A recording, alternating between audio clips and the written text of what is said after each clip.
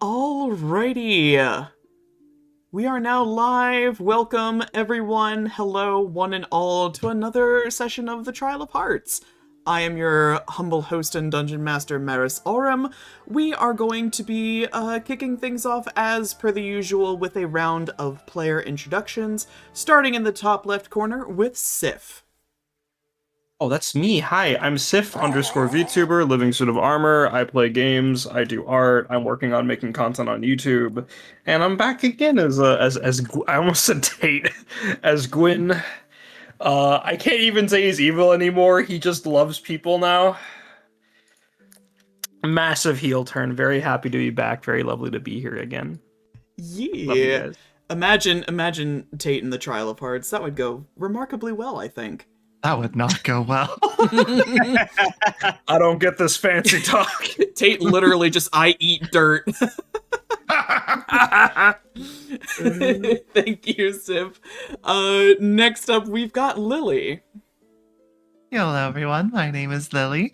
I am an artist that draws a lot of D&D stuff, as well as run my very own campaign, which is Mistwalker Spectrum of Eternity, featuring the dirt-eating man that we were just talking about. But it is a nice pseudo-post-apocalyptic heavy fantasy something or other that's yet to really be discovered, which is kind of a fun part of it. Yeah, first 11 episodes are up on my YouTube. I'm going to be uploading the 12th tomorrow. But as for tonight, I am playing Topaz Stoneheart, who is a dressmaker and jewelry aficionado, and also very autistic. But that's besides the point. Very excited to be here and definitely not stumble into tropes, right, Maris? That's not what's going to happen, right? Definitely not. Pay no mind to what I titled this stream. Don't worry about it. But thank you, Lily. We've got next up Vesper. Hello, my name is Vesper Fortune. I am usually a Bat VTuber, but tonight I am playing the wonderful, the troublesome, the disaster deer, Oleander Bloodthorne, who is the lore depositor, the person with all the exposition all the time. When I'm not here, you can find me in other D&D things. I am the lore consultant for Comet Tales, and I'll be starring in my second campaign over on NJ Chef's channel, where I will be playing yet another bone-obsessed little social freak, the necromancer Phantoma. Totally on brand, and we'd love to see it. Thank you, Vesper. And last but never ever least, we have Ares.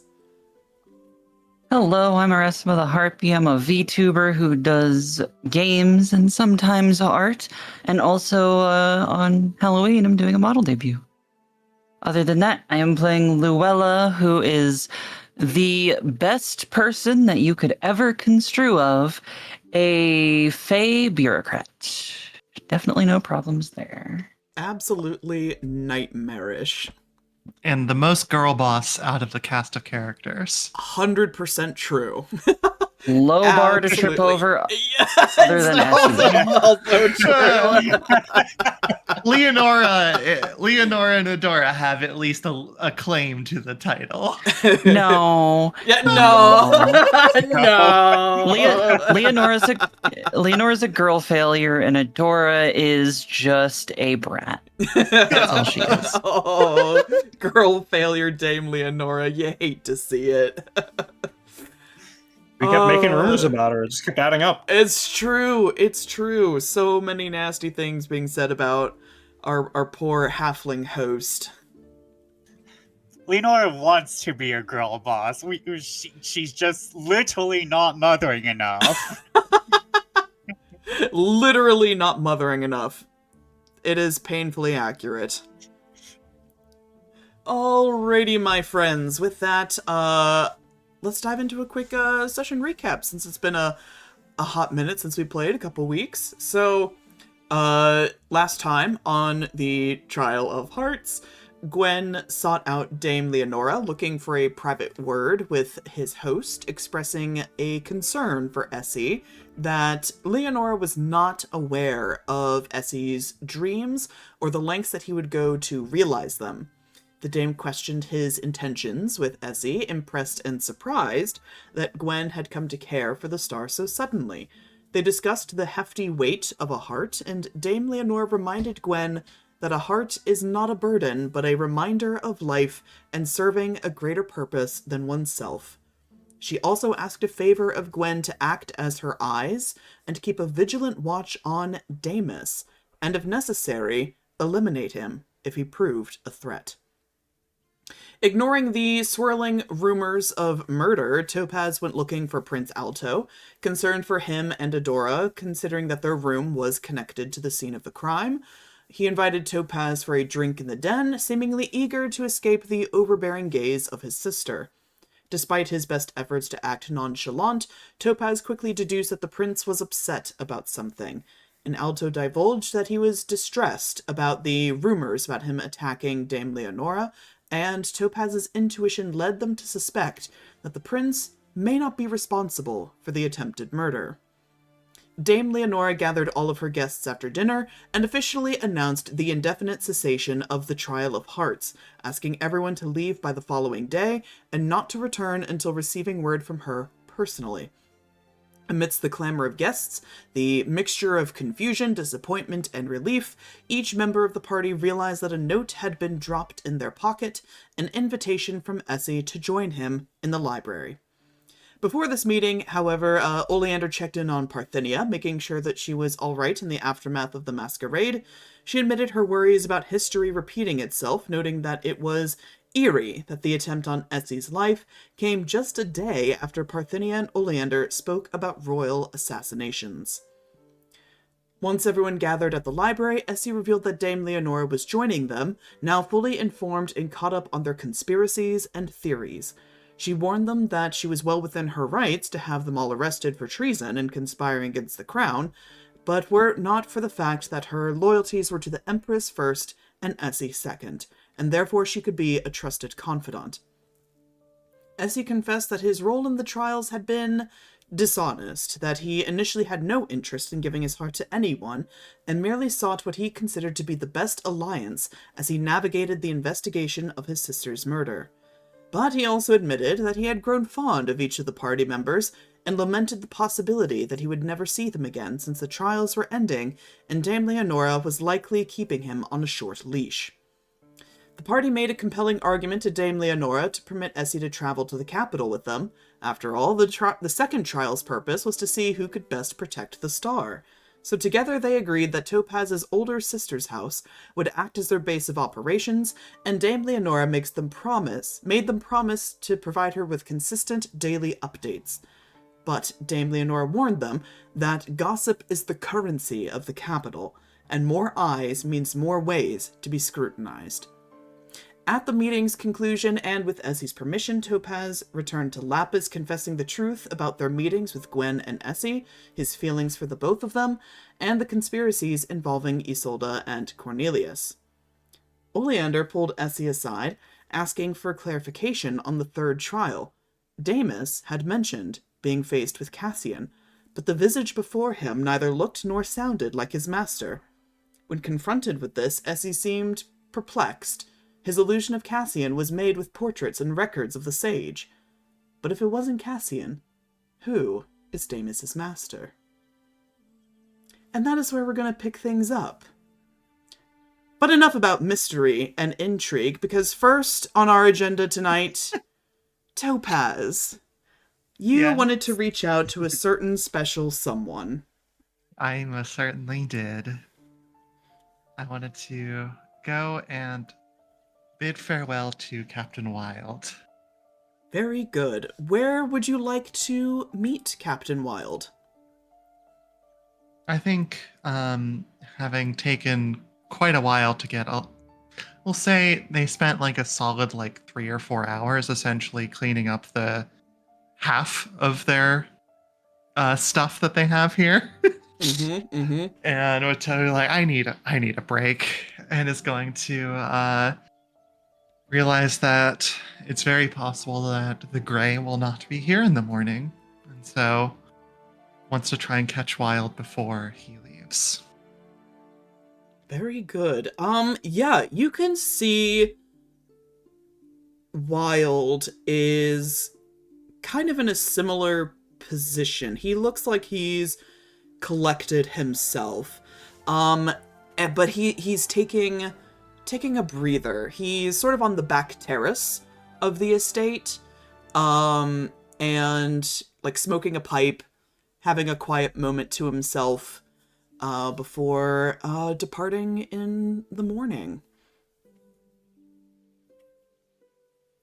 I think Topaz will just kind of take a deep breath, just kind of seeing him in this almost storybook-esque position. And just walks up quietly, but not like trying to hide her presence. And I'll just be like, fancy finding you out here. Oh. Stoneheart. And he'll kind of look around, make sure that no one is in the immediate nearby vicinity. All seems quiet. Gives you a smile. Topaz. How are you tonight? Find myself to be a bit of a... Well, it's a mixed feeling, I suppose. This was, I think, a really important thing for me. These whole trials. And though I guess I didn't accomplish what I came out here for, I at least got my name out there. So that's a win, I think. I should certainly say so. For a multitude of reasons, I think you've made a rather smashing debut. Now, being always the bridesmaid, never the bride in these sorts of situations, it's a bit... I wish I would have won one, but... Alas. If only there was still the means to compete, but I suppose we must all get used to disappointment. She picks up on that meaning pretty easily.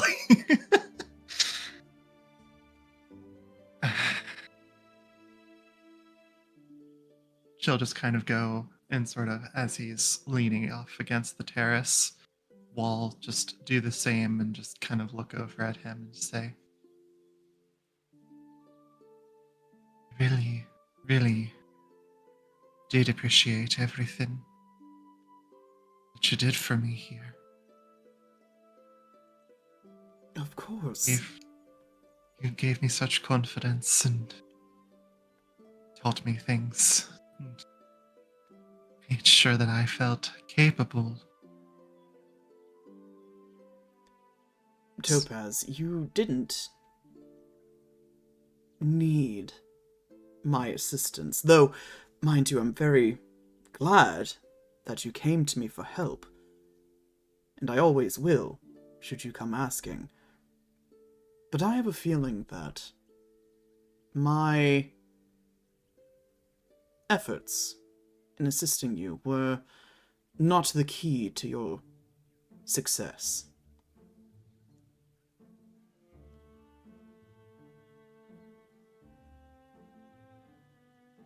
She just kind of looks at him in the eyes for a bit and just says, I feel the need to apologize, but I'm not rightly sure if that's Apologize. proper thing. What do you have to apologize for?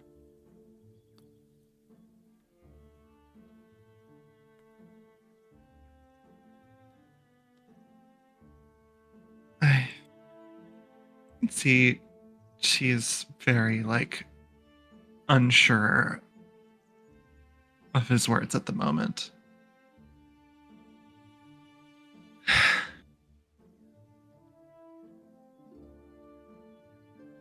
You're...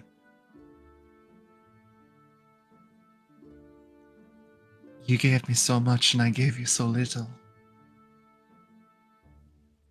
He kind of furrows his brows at that and takes the pipe out of his mouth as he turns towards you proper.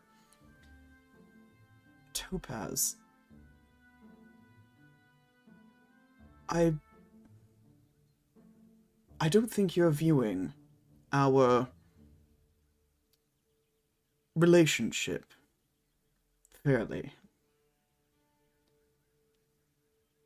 Whatever I give you, it is not because I expect something in return.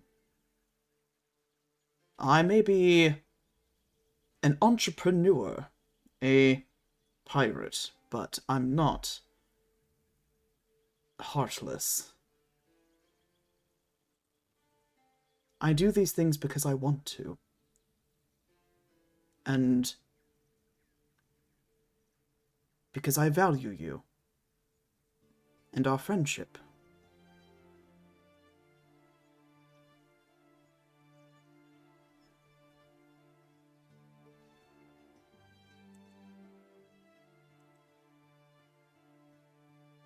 If it was... No. I'm leaving here feeling happy. And I think a little hopeful. And I know that you're partly responsible for that. So, though our lives may go a little separate, I just want you to know that you'll always mean a whole hell of a lot to me, Wild.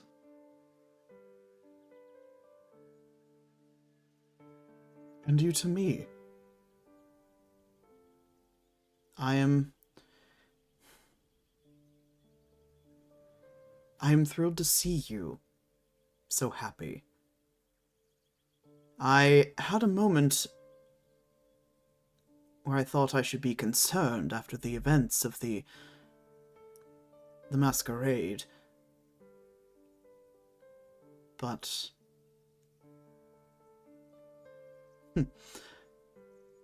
you are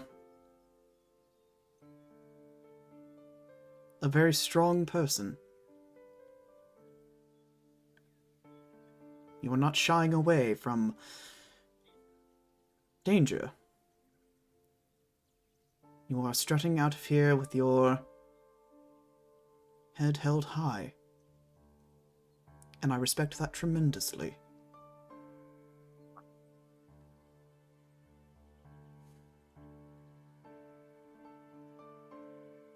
When you said you were disappointed, was that for me or for Essie?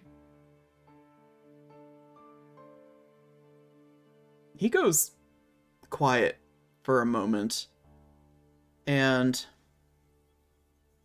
takes another Sorry, quick inhale was- from his pipe. That was not proper of me to say.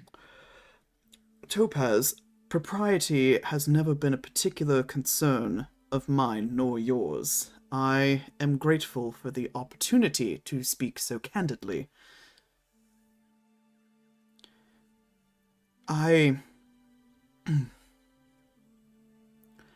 came here with the intention of winning the heart of a star.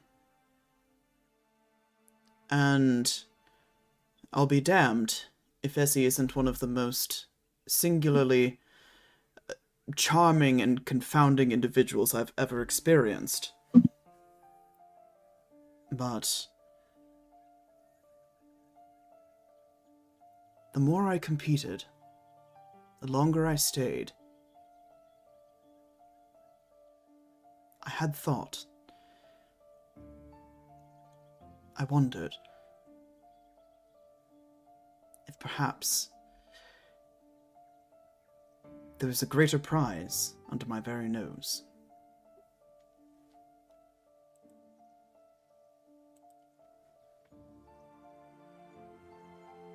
But I believe I have arrived too late.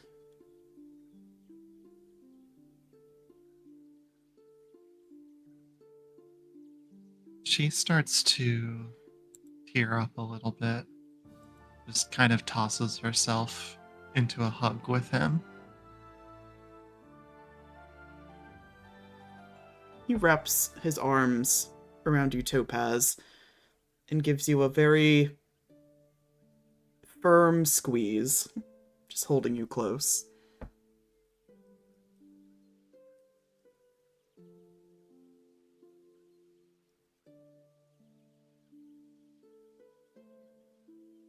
Those years that I spent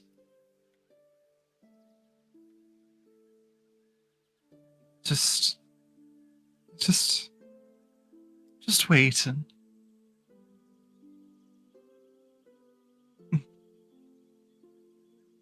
just I don't know. I want to see everyone happy. But I guess it's not just as simple as that. Well, for what it's worth, I had my dance with you, and that makes me happy.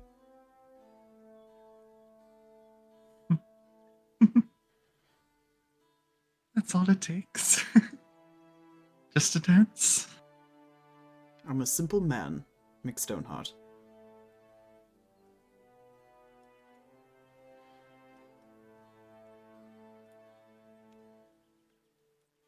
She'll kind of peel back and kind of look into his eyes for a bit and just go and give his cheek a quick smooch.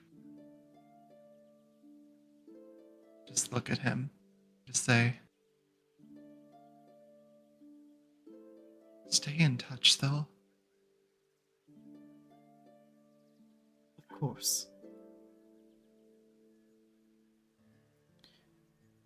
Should you need anything, you can always reach out to me. I'll be heading to the capital. Staying with Diamond for a short while after this.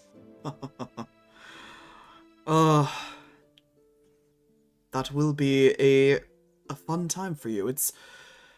I should pop in on Diamond myself sometime. It's been entirely too long. Wait, you work with Diamond too? Work? No, we run in different spheres, but I do, on occasion, do her a solid favor and distribute her materials beyond the wall. Ah, so that's where the extra income comes from. Man has to make a living, and she pays me very well. Besides, where else am I going to get the best gossip from the capital? She is very good at that. I think she has more ears in that city than most of the politicians. I suppose I have to put those to the test then. Well, give my love to your sister, and I wish you well.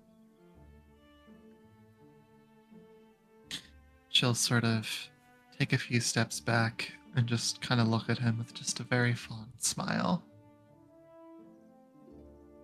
I hope to see you soon. As do I. You're always welcome for a dance. gives a toothy smile at that and leans over to reciprocate your little kiss on the cheek. And gives one last lingering look at you and gives you a nod of farewell and just, well, until we meet again. Till then, Ignatius. Goodbye, Topaz. He'll curtsy and excuse himself. DM, Yes. narrative token on Wild. A monologue token on Wild. Yes. He is acting extremely pleasant, you know? He's maintaining that image of familiarity and normalcy with Topaz. Inside, his guts are churning. And the only thing that is just circulating in his mind in this moment is don't let them go.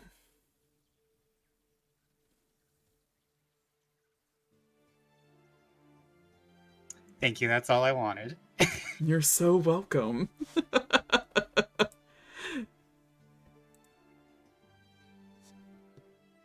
Yeah, you feel eyes on your back, Topaz, until you head inside and are out of sight. I think as she heads inside, she does start to cry a little more. Oh, babe. Little baby. All right. With that, we get back to our regularly scheduled programming because, Oleander, you wanted to check something out in the library, I believe. Yes, I wanted to grab some portraiture books before heading back to Deimus. Absolutely. Are you cracking into those right away, or are you gonna wait to peruse through them once you meet up with Deimus? I will wait to peruse them with Deimus. However, as I'm getting them, I'm locking the library. I'm not dealing with no. No more surprise visits in the library. Gotcha. Yeah, so you pick up a couple of volumes of portraiture books, particularly concerning the royal family, and the celestial court. And you make your way back to, I presume you're going to Deimus's room. You make your way back to Deimus's, and he's sort of come to like almost anticipate your arrival. Like he can kind of make out like the pattern of, you know, the hoof falls on the carpet. And so by the time that you get there, he's already kind of got the door like halfway opened expecting you. And gives you a little smile and sort of waves you on in, so you don't have to worry about knocking with your hands full of books. Thank you. Hold on, wrong voice. Thank you. Of course. Looks like you've been busy. We have a little bit to talk about. And Oleander kind of gives a silent, lock the door after I come in. Of course. What do you wish to talk about? There was a meeting tonight. Because Dame Leonora was there and Essie decided to bring her into the fold, Essie had decided for your safety it was better for me to deliver the plans. Oh, you mean that Dame Leonora knows that oh no. I'm not exactly sure of what everything Dame Leonora knows, but she is in on the fold as, after being stabbed, I think we kind of had to bring her in. Yeah, I suppose that's definitely fair. It definitely concerns her now, one way or another. Yes, Essie probably knew I'd run straight to you, and Oleander kind of blushes himself. Uh, he probably didn't want to. That was probably a very difficult decision on his part, but No, it's okay. I get it. What all did you talk about? we're heading to the royal city to continue this investigation. Oh, We now have the backing of the celestial court. Maybe uh, I think we're gonna have to wait for letters to travel and for information to settle with parties before we can say who knows what, but yeah, we're heading to the capital and hopefully dealing with this threat more directly. I see. That'll be good then. You can hopefully figure all of this out. You're coming, right? He falls quiet at that and kind of falls into one of his armchairs and just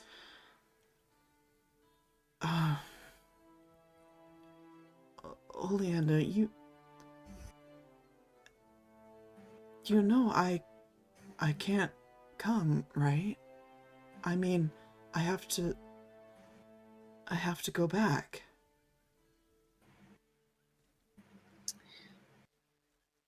Oleander kind of he kind of sits down beside Damus, and for the first time Oleander kind of like he always straightens his back when he needs to like speak seriously or try and intimidate someone, but now he's kind of like speaking. He's straightening his back to seriously talk with Damus, and he like grabs one of Damus's hands, and he holds it very gently, and he kind of stares into Damus's brown eyes, and he's like, I was adopted by my father. This man, who is rumored to be of complete cruelty, barely anyone has anything nice to say about my father. But this man of rumored murder and cruelty, who has shed so much blood, cradled me as a child, and he never harmed me besides training. And even when that happened, he was the first to salve my wounds. He was the first to bandage me. I would be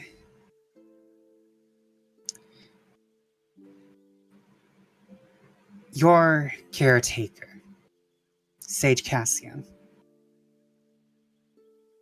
He's not your father if he's supping upon your blood, if he is harming you. If my father, an assassin of the utmost caliber, can take care of me without harming me, then I don't think Sage Cassian can be considered your father.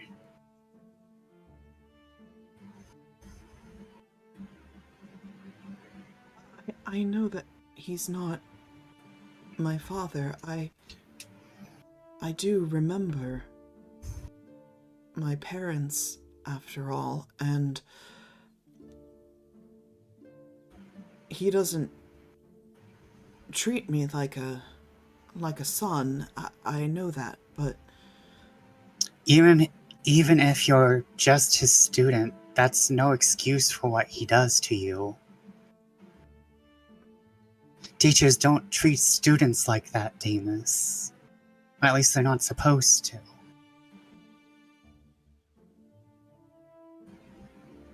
he needs me. How? Though.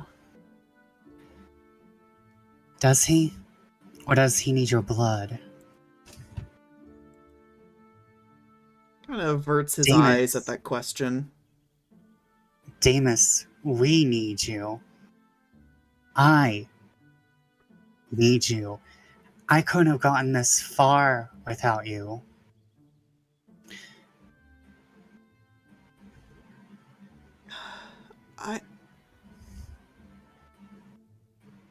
You have to know that I want to come with you.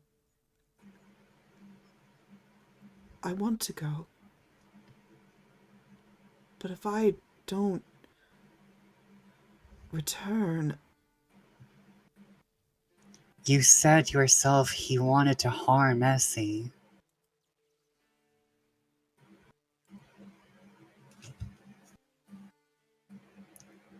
Yes. What's he going to do if you don't bring Essie home with you? I don't know. I'm frightened of that too. Listen. The future is scary. But with us in the Royal City, it's going to be a little less scary than coming home to your... to that monster. To that vampire.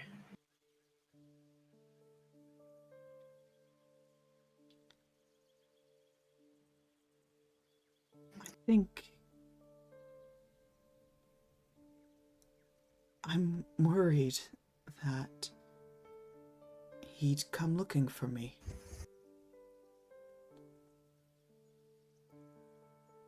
Well, he's going to get through me.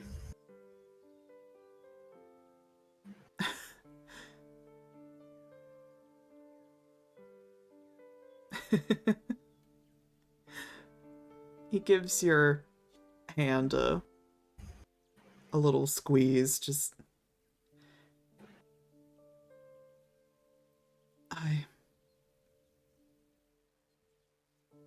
I don't wish to doubt you, Oleander, but I know your particular formidable skills, but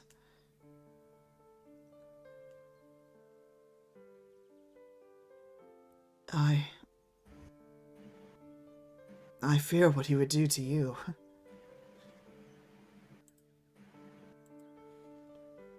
Well, Alien kind of just gives this very, very wide smirk. Well, whatever he does to me, it's gonna be done to him back. He has to deal with my dad if he ends up killing me, so he's not gonna go down without being downed himself, but still. I'd rather not anybody be downed at all. Deimus, there's a million places better for you in this world than that old tower. I'm assuming it's a tower. It's not. It's underground.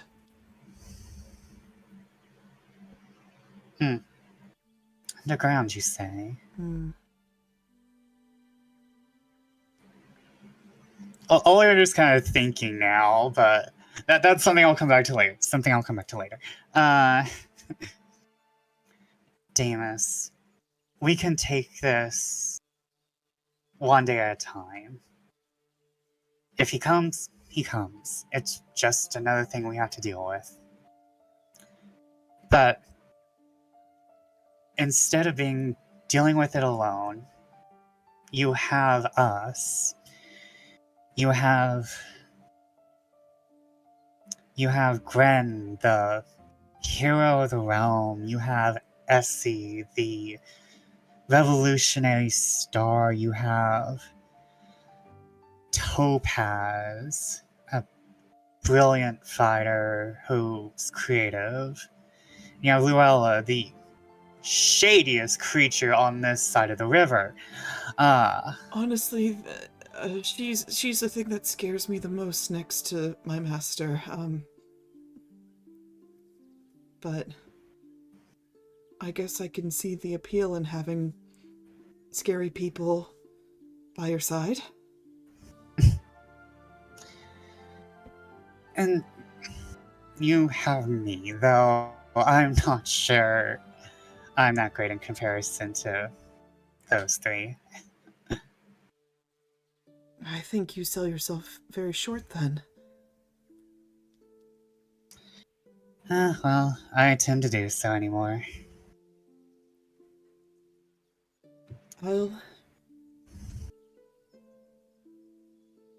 Listen, you can stay with me until we can get you set up, or you can just stay with me.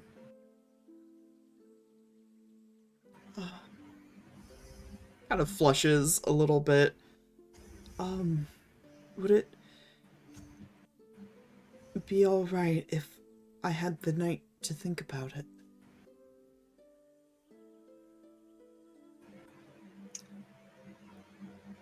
Oleander kind of like there's a bit of sadness in his eyes, but he nods understanding. Yes, but I think I may have something unfortunate that may change your mind. And he takes out the portraiture books. I spoke to Essie about the third trial.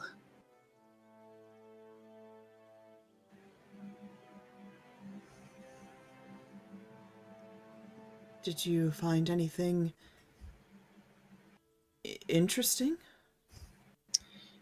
Well, first I thought the magic was working off of our hearts.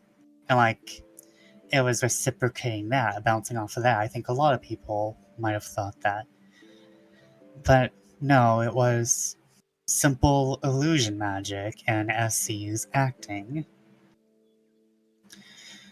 So, what happened with you, according to Essie, should not have happened. It should have been a picture-perfect recreation of Sage Cassian. But it wasn't. And Oleander begins flipping through the picture book, and he tries to find, like, Sage Cassian first. Yeah, so as you flip through the pages, mind you, Cassian is and was, forever will be, a kind of a recluse. It's not like other nobles and powerful mages where they, commissioned portraits of themselves to like hang in their great wizardly towers, So the only real portraits, and I say kind of in quotations, of Cassian are kind of rough sketches, like charcoal etchings of him, simple pen drawings, artists' renditions of the man, made by people who once knew him. And Cassian in these images looks, quite frankly, very much like old Himmel from Freerin. Like, he is a very small, shrunken old man with like a big beard and a bald head. Just, a very stereotypical elderly wizard looking guy. And Damus is looking at these and just goes, yes, that's what I saw in the trial. Exactly. But that's not what he looks like at all. Wait, this isn't what your master looks like. No. Oleander kind of like looks to his side and is like, oh. He's like thinking, oh no, we should have addressed this earlier.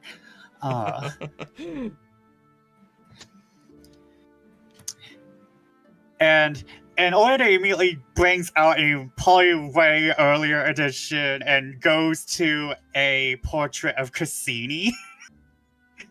Yeah, so you pull out this portrait of Cassini, flipping through old portraits of former members of the Celestial Court, each having their own, like, professional bust portrait done. And Cassini is this middle-aged looking half-elf guy with sort of slicked back, dark hair, and very angular features. And Damus looks at this portrait, and he looks up at you, and he looks back at the portrait, and he sees the name attached to it, and looks back up at you. But he doesn't say anything. Is this how your master normally looks? He kind of pauses a little longer and starts wringing his hands. And finally he says, on his best days, yes.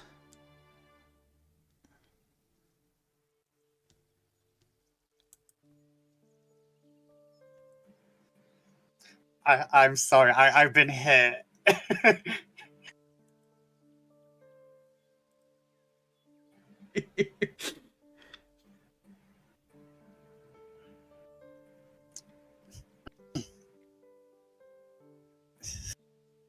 So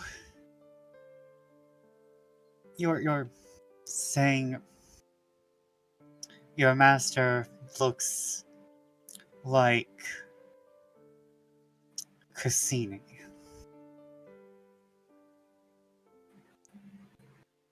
On his good days, yes.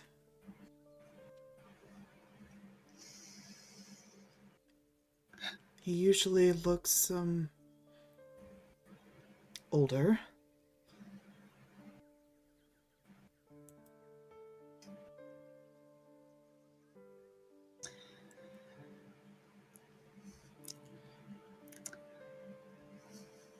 Oleander is kind of just like he's kind of like having like that eureka moment, only it's bad. Uh-oh.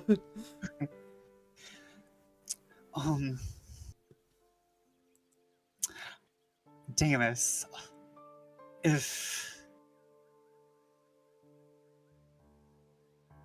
either way,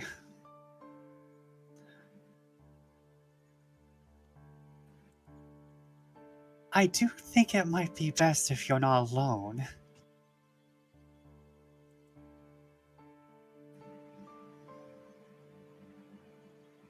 Well, I don't think you should be too worried about me, after all. He does need me, so... Damus, your master is Cassini.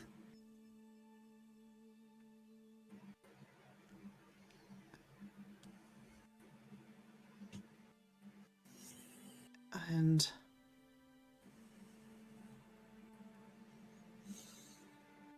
he kind of looks up at you, just eyes full of fear and innocence, and just goes, "That's bad?"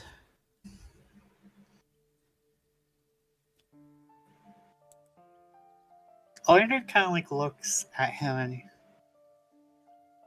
do you not know the story of Cassini? Um.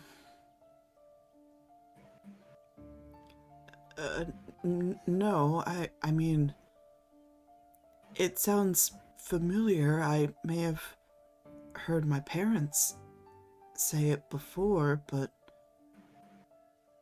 it just sounded like a story.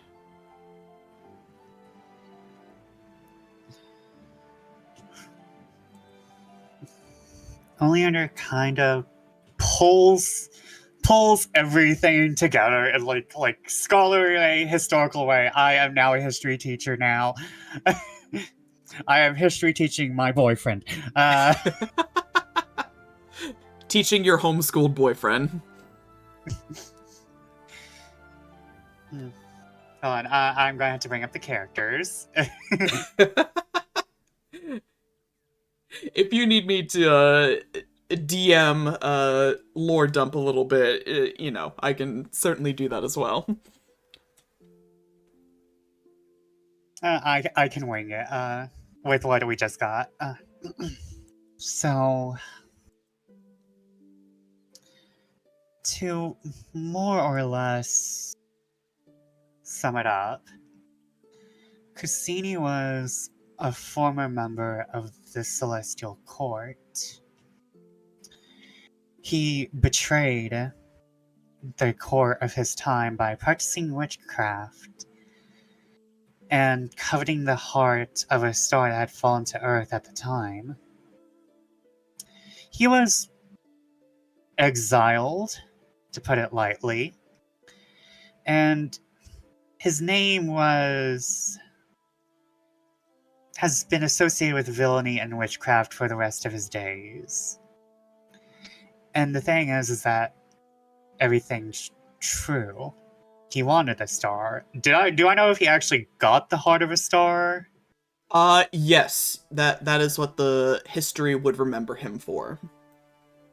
Yes, he actually stole the heart of a star and is apparently now searching for it again, I guess, if he's still alive. You can practically hear the wheels in Deimus's mind just grinding and churning as he digests this. And you can see he keeps opening his mouth to say something and then closes it and then opens it and then closes it. Like he's trying to come up with some rebuttal, some argument. But unfortunately for him, the pieces are falling into place. And knowing that his master is wanting the heart of a star, how Cassini also had the heart of a star, his master is rapidly aging, has been siphoning blood from him to keep up literal appearances, and he just kind of looks at you and kind of just defeated. I can't believe this. This whole time, I thought that I was learning from a great master. But it was just a lie.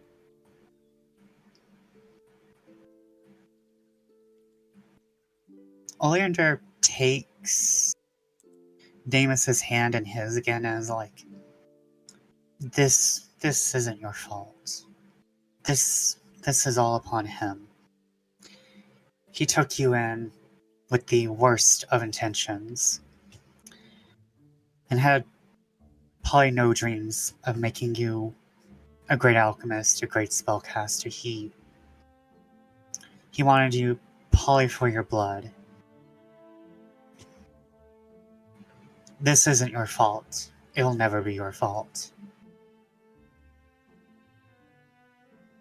I gave him my blood, though, for years. Years.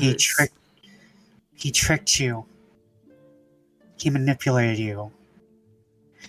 You gave that to him thinking he was someone else. You thought you were doing good. And by all means, you were, but he was just a horrible, horrible, monstrous vampire of a man. This is not on you. He just kind of sinks deeper into his chair and suddenly just looks so tired. He always has dark circles under his eyes, but now they just seem so much darker.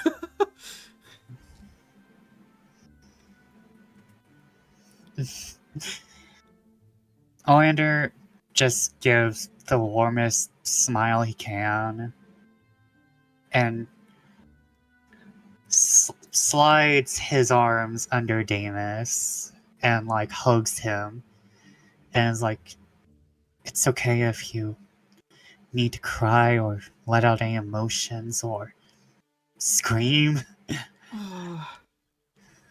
He sort of returns the hug and sort of nuzzles into you a little bit and just, I don't know. I don't think I have the energy for any of that.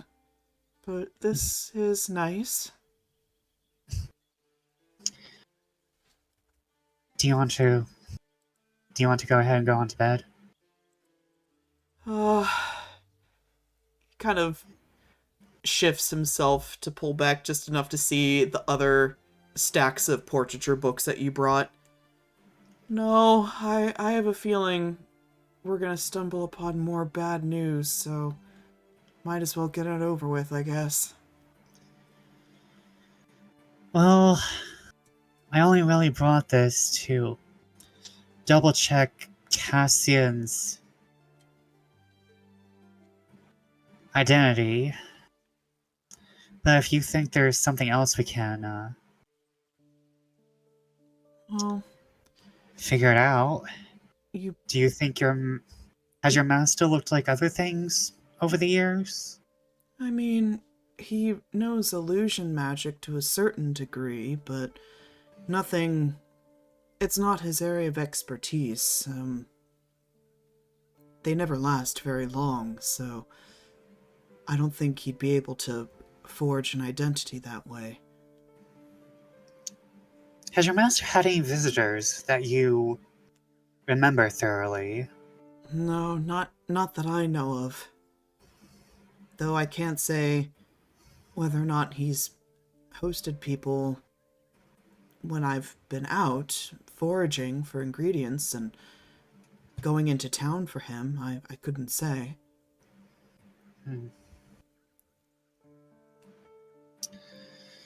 Why did you bring books of the royal family, though?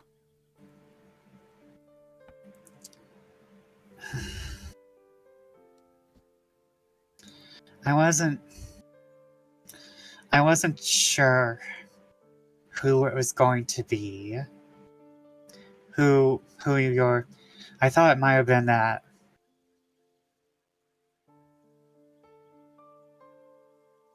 I thought, considering with what was going on, your master might have been Cornelius in disguise, or someone else. The former king. I mean, we don't know. That would be remarkable if he was still alive.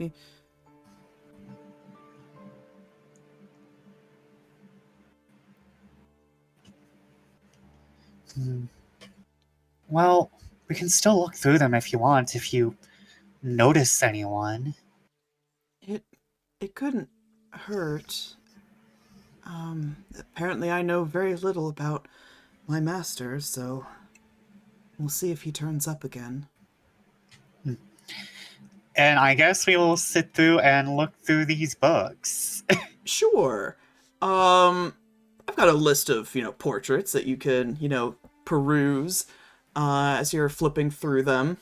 The start of the book, you've got a portrait of a young Cornelius, appearing to be in his late 20s, maybe. He's a very classically handsome kind of guy. Like a strong jaw and a neatly trimmed beard, cropped dark hair, and very stoic looking.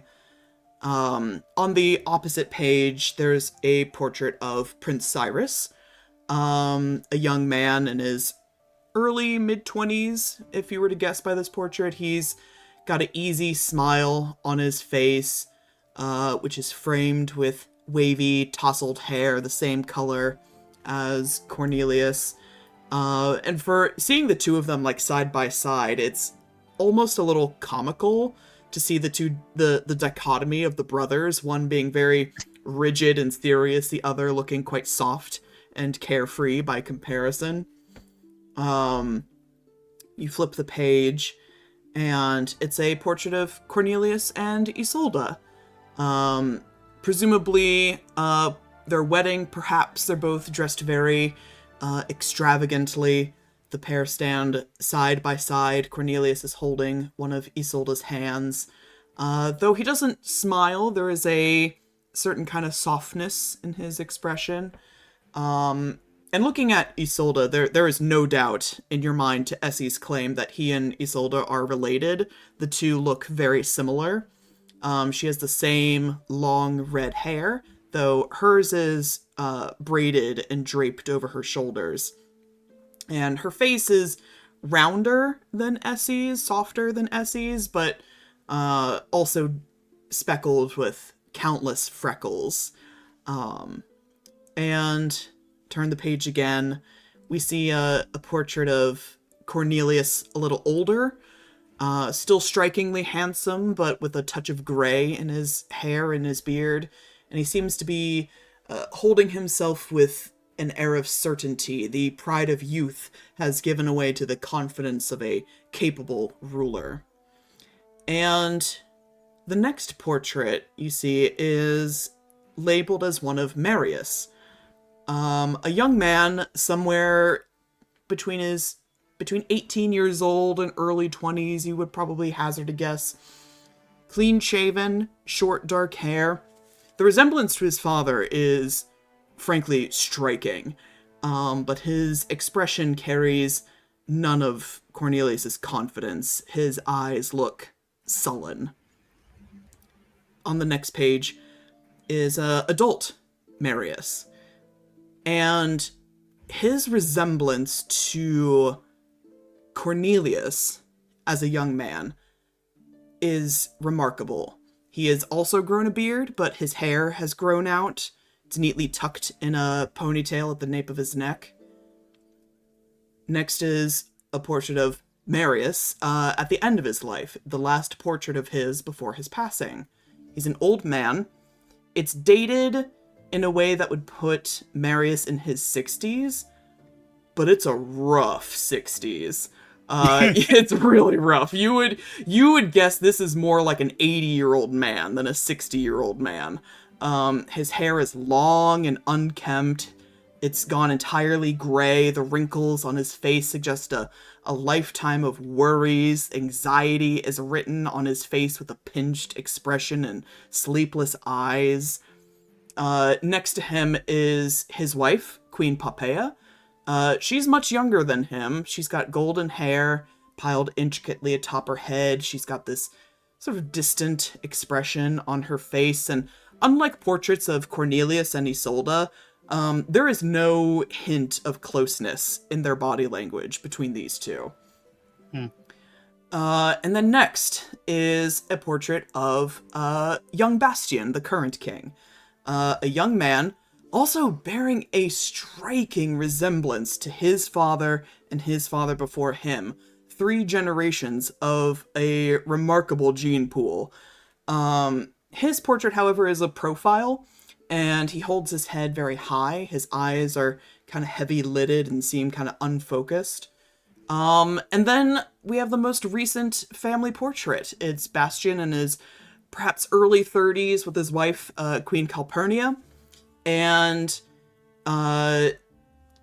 we see Calpurnia has perched on one of her hips is one of the princelings, and the other is holding her other free hand. And it's near impossible to tell which is Alto and which is Adora. But it's very, very clear who the twins take after. They very much look like their mother. She has the same bronze skin and ebony hair, that mischievous twinkle in her eye. The twins are probably about 3 years old in this portrait, you would probably guess. They're dressed identically in, like, frilly robes, and their horns haven't grown in yet. But you can, if you, like, kind of squint at it, you might be able to sort of make out a noticeable bump on one of their heads. But all in all, as you're sort of flipping through these portraits, there's a very curious lack of family portraits, aside from the one at the very end. We don't see anything of Cornelius and Isolde holding their son Marius. We don't see Marius with the young Bastian, for example. There's also no portraits of Marius and Bastian as children. Their first recorded portraits seem to be when they were young men. And yet there's one here at the very end, with Bastian and Calpurnia in the princelings. Yet no portraits seem to have been commissioned since the princelings were very young. That is the last one in the book.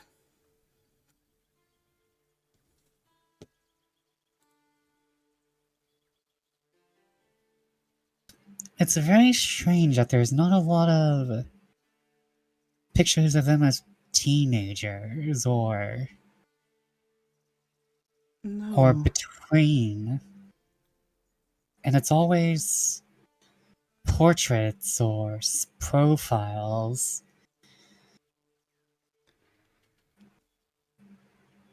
They do look very similar, though. Father and son and grandson. It's pretty uncanny to see it back to back. But the twins take after their mother. I've seen enough of Alto to know that he does not look like his father, right? Based off the portraits you have here in your hand, no, that he is very much his mother's child. I wonder. I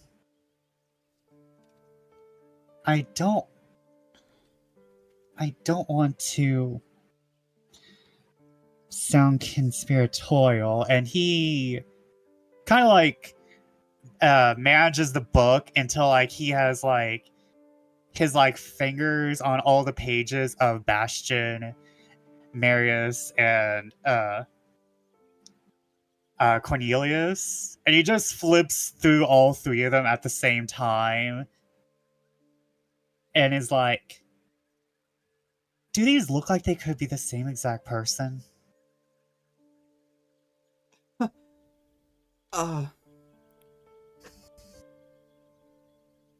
That would be, strange indeed, but he kind of watches you as you flip through the pages, particularly between young Cornelius and young Marius, because the young Bastian portrait is a profile, so it's a little more difficult to compare them. I don't know how it would be possible, but if they look identical, I suppose. I would like to make a history check. Yeah, what are you thinking about? Do I remember reading about King? Oh wait, King Cornelius ascended. Uh, how I would like to make a roll on King Marius's death. Yeah, just like the manner of which it happened, or...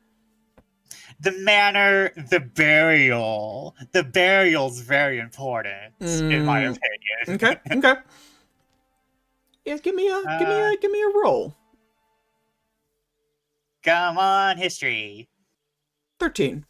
So you would know from general history that King Marius effectively died of natural causes.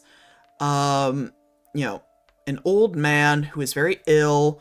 He had fallen, victim to paranoia. He secluded himself in the castle. It's played off as he was an old man who met his maker, and that's sort of the end of it. But a lot of people sort of whisper that they think he went mad, and that led to his death. As for funeral stuff, his burial was very quiet, very private, very personal. He No was procession of the dead body through the streets. no, as a matter of fact, no. And he was in fact cremated. No evidence. I would also like to make a second roll if I can, DM. Yes, what for? Would I either through unsavory means or through my college reading know of any astronomical events that happened during Marius's reign? I presume you are inquiring if another star fell during Marius's time. Yes. Yeah, go ahead and give me a roll. I'm sorry that I might be like unraveling. No. Give me that roll. 18. As far as you know through your variety of sources, no, there were no recorded stars having fallen during Marius's reign.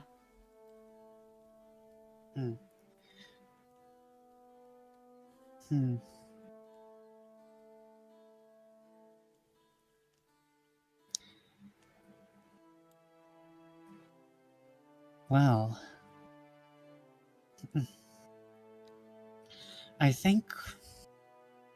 And Oleander is just staring, just flipping through these pages of these three men who look exactly the same and are a part of the royal family. Cassini's alive. I'm not really sure what's going on with the royal family, but I don't think it's good. And I'm not sure if there's any stars that fell. I don't think there was between when Isolde came and when Essie fell. Deimus kind of falls quiet, and his face blanches a little bit. Again, you can practically hear smoke coming out of his ears as his brain is, firing on all cylinders. And he kind of looks up at you and says, You don't have to eat the heart in one go.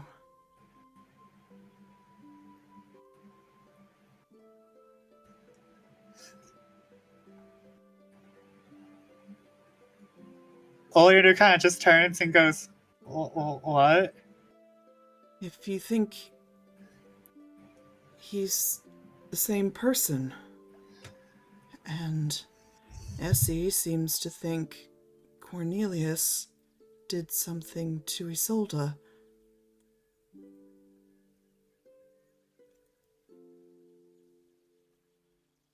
It's possible to stay alive for as long as you want, really, if you're conservative with it.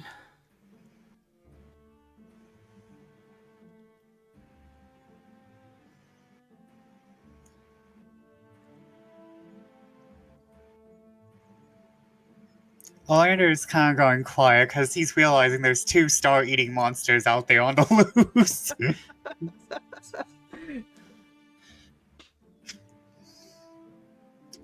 I think we need to tell everyone. Mm-hmm. And he nods very quickly at that.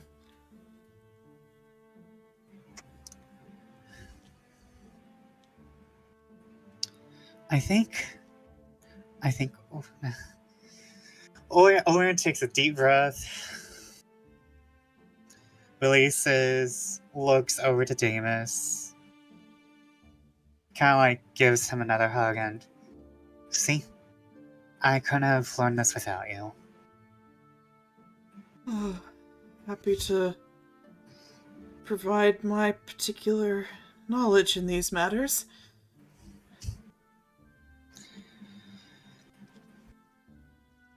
I think we have a big day tomorrow. So, if it would help you, I can still stay with you for the night. He nods again.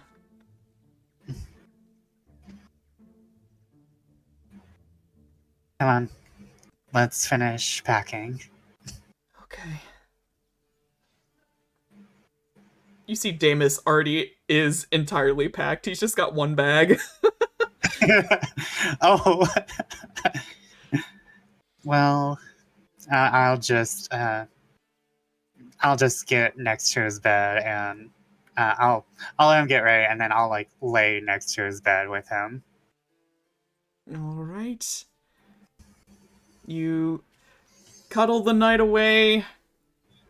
Your thoughts filled with all manners of dreadful conspiracies and hidden pieces of history, and a new day comes.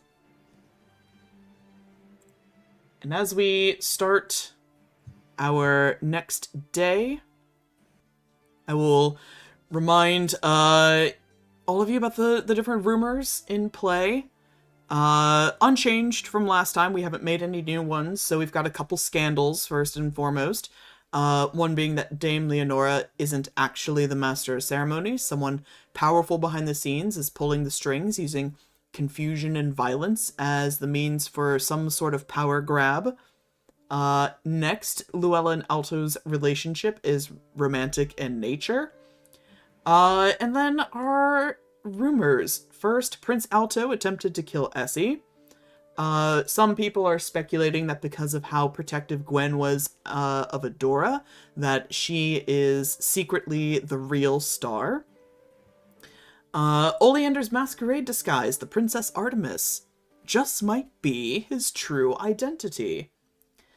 And Gwyn also is rumored to have several illegitimate children, as implied by previous circulating rumors between him and Luella and his closeness with several others within Hollowlight. And for our fading rumors, we have that Topaz and Gwyn have a romantic relationship, that Essie has already decided the victor of the trials, and due to his willingness to mentally harm the other contestants in the third trial, Essie is not a star at all and is secretly a witch. We have also some changes in our reputation trackers as this new day begins. So, going around in a circle starting with Gwyn, you got bumped up to a +1 reputation. It was quite the heroic display, rushing to the princess's aid. People were impressed with your tenacity and dedication to the safety of Her Royal Highness and all others living under Dame Leonora's roof. Your patrols have not gone unnoticed, and people admittedly feel a little safer knowing that you are on the hunt for the mysterious masked assailant. So, for the remainder of the day, you will have advantage on persuasion rolls. And you still have the negative desperate tag and the positive ambitious tag. Next, Topaz. Unfortunately, your reputation has declined to a -1, because despite the damning rumors swirling around Prince Alto, you still chose to remain in his favor. And strange that someone so devoted to the star would be seen in the company of his attacker. Could this be innocent friendship, or are you plotting something with the fallen prince? You will have advantage on intimidation rolls for the remainder of the day. And you still have your positive, sincere reputation tag. Yeah, that's fair. Oleander, your reputation increased to +1. People were intrigued by the new rumors circulating about you and your supposed identity. The reveal of Princess Artemis has left people either disappointed or surprised, but either way, they're talking about you. So you are going to gain advantage on performance rolls for the remainder of the day, and you still have the positive adaptable reputation tag. Yay, I have positive reputation. You do! And Luella, your reputation has increased to the neutral position. Now that the quote-unquote truth about Prince Alto has been revealed, it seems you have wisely started to keep your distance from the prince. Perhaps you've learned your lesson about who to trust. And you still have your positive warm reputation tag as well. Mhm. All right. We move into our epistolary phase. Does anyone have any letters they wish to send out? I do. I heard Lily first. Go for it. Okay. So I have 2 letters to send out. First of all, a letter to Diamond. Mm-hmm. Just, Dear Diamond, I apologize for the shorter notice, but we may need to move up our scheduled visit to the very near future, likely in the next 2 days. I have, gotten myself into some pretty intense intrigue and investigations in my pursuit of the people that I care about. And there will be more than just me and Lapis for at least a portion of the visit. I'm sorry to get you all wrapped up in this, but trials have been cancelled and we're all heading to the capital to regroup. I promise to repay you with all the saucy tales of the trials if that can make it even in the slightest. I'm absolutely at your disposal otherwise. Talk soon, Topaz. P.S. I shared a kiss with the rakish mercenary, as you called him. It was such a nice moment, and I hope that things can work out between the 3 of us. It seems as though they might.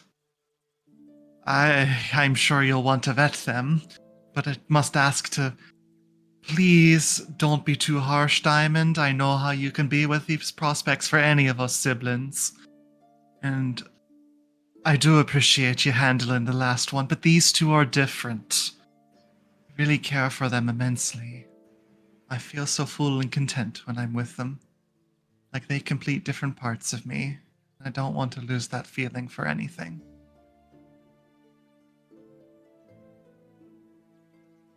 All right. You send that out. I presume you will not receive a response because you're sort of sending this ahead of you. So by the time a response would come, you will very likely already be in the capital. So yeah, you are letting Diamond know of your imminent arrival. All right. One other letter. All right. Topaz realizing that they haven't sent any sort of letter to their mother or father the entire time. thinks that it might be a good idea right now. So we're not sending a letter to Dad, though. Let's be honest. So, dear Mum, I'm sorry for leaving without saying anything. You know how Father can be. I know he's probably upset with us, but I just wanted to assure you that we're all right. More than all right, in fact. Both myself and Lapis have found people that we feel happy with. Of course, we're still getting to know each other, so it's hardly a settled thing. But I know that we are both charmed and maybe even in love. And that's what matters, right? The trials are over now, and no one has been chosen yet. But there's still a few things that we need to take care of, so we'll be heading to the capital to stay with Diamond. Hope that we both have some more good news to share with you, Ma'am, Mother, Dad, and the whole family soon. Love you, Mom. Topaz. P.S. I love all the Casting all- PSs. I know. They're trying to stay formal for the letter, but they can't help themselves. So, P.S. Casting all formalities aside, Mum, I may actually have a chance with the star. He's one of the 2 people that have captured my affections, and I, can't believe that he returns the feelings to me. I don't know if he's choosing me or the other man that we both have affections for, or even maybe both of us. Wouldn't that be crazy to have little old me living that fairy tale that folks in Wishbourne tell? Falling in love with a star. It's almost unbelievable. Sometimes I really do think I'm living in one of my books, but I don't think that I want to wake up from this. This one's real, and it seems to be happening to me.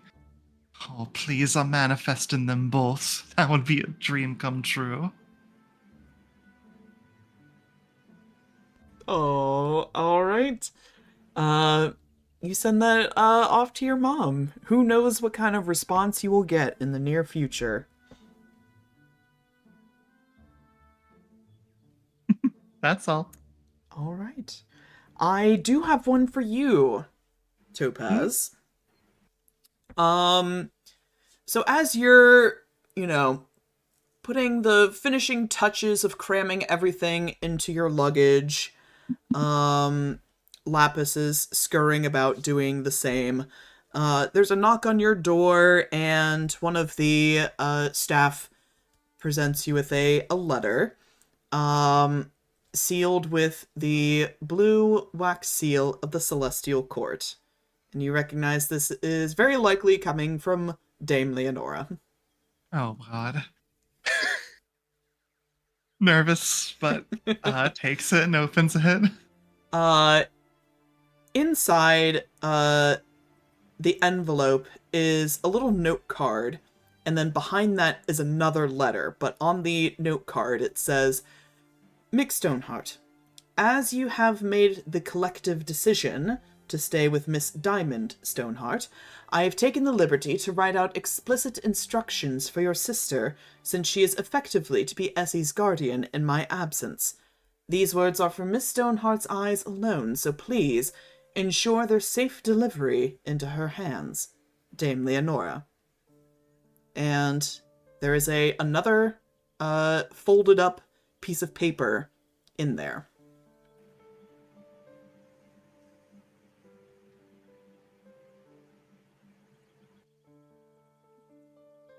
And I could read it if I wanted to. You could. Oh, You the are tea. in fact Stoneheart. The tea.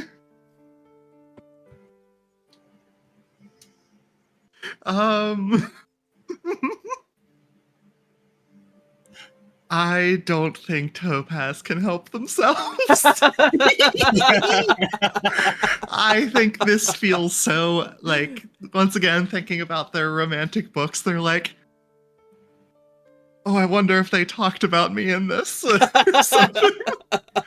And want to read it against their better judgment.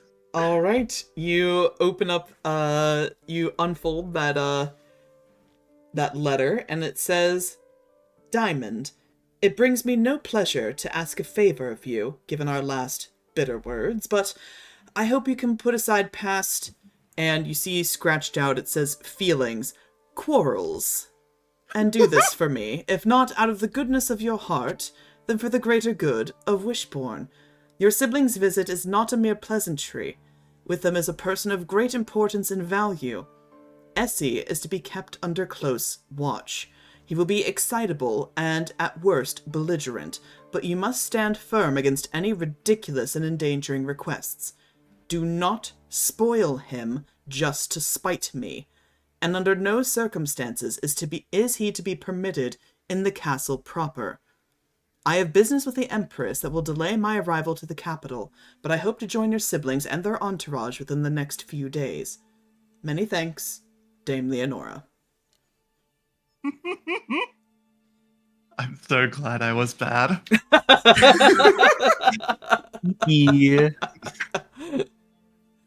See Topaz just reading this, probably like Lapis looking over at them, and they just say it loud. Wasn't supposed to read that. And tucks it away. Lapis's ears immediately perk up. I And she cannot tell you, slowly turns to look at sister. you. No, don't do this. Keep Waggles her working. eyebrows.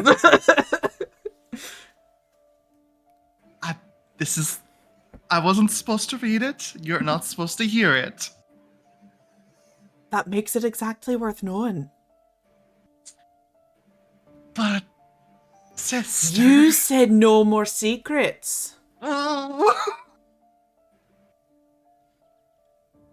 Just looking at you very expectantly. I may have found a little bit of juicy gossip about Dame Leonora. Gossip about Dame Leonora? Like actual, not any of the nonsense people are talking about here? Mm-hmm. And? You can't say nothing. I won't say nothing. Who do I have to tell? I don't know. You're going to be traveling with a whole bunch of people. I won't say nothing. Oh. Everything in my mind is telling me that this is a terrible idea and that I'm breaking Dame Leonora's trust. And now I'm wondering if there was some sort of magic seal on this sort of thing to make sure that if my eyes were to be the ones to get upon them, then that would have set an alert off to Dame Leonora and that she's now going to come here and yell at me. Well, if she's going to yell at you, you might as well just tell me anyway. It's already done. If I made a mistake, the mistake has already been made. So, Dame Leonora and Diamond. Bitter exes. It takes a moment for her to process this. And she her eyes sort of look around at all corners of the room and then just, oh, no. Now you gotta shut up, she's got... No! Yes! Oh my god. Oh, it's too good. It's too good. Oh, I wish I had someone to talk about with. I know. I shouldn't have told you, but they told me, so I wanted to tell somebody, but I shouldn't have told you. So now I'm telling you. Oh, I have no one to tell about this. We could ask Diamond. No, don't do that. Why not? I'm sure she's got all sorts of stories. But it's more likely that we're found out. You can see, this is what I'm talking about. We cannot spread this information. Oh, fine. I guess we'll take it to our graves. No, I kind of want to tell Essie. He would get such a kick out of it. I think he absolutely would. Later. We can't do it now. Stops the letter way. We gotta finish getting ready after all. Oh, I suppose. All right. And yeah, you've got a juicy bit of gossip, and you finish packing. Who else has letters? I do. It's Go just for it. one.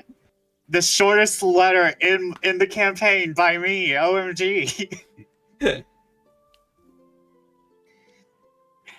is actually going to be in like a very fancy pink cologne envelope.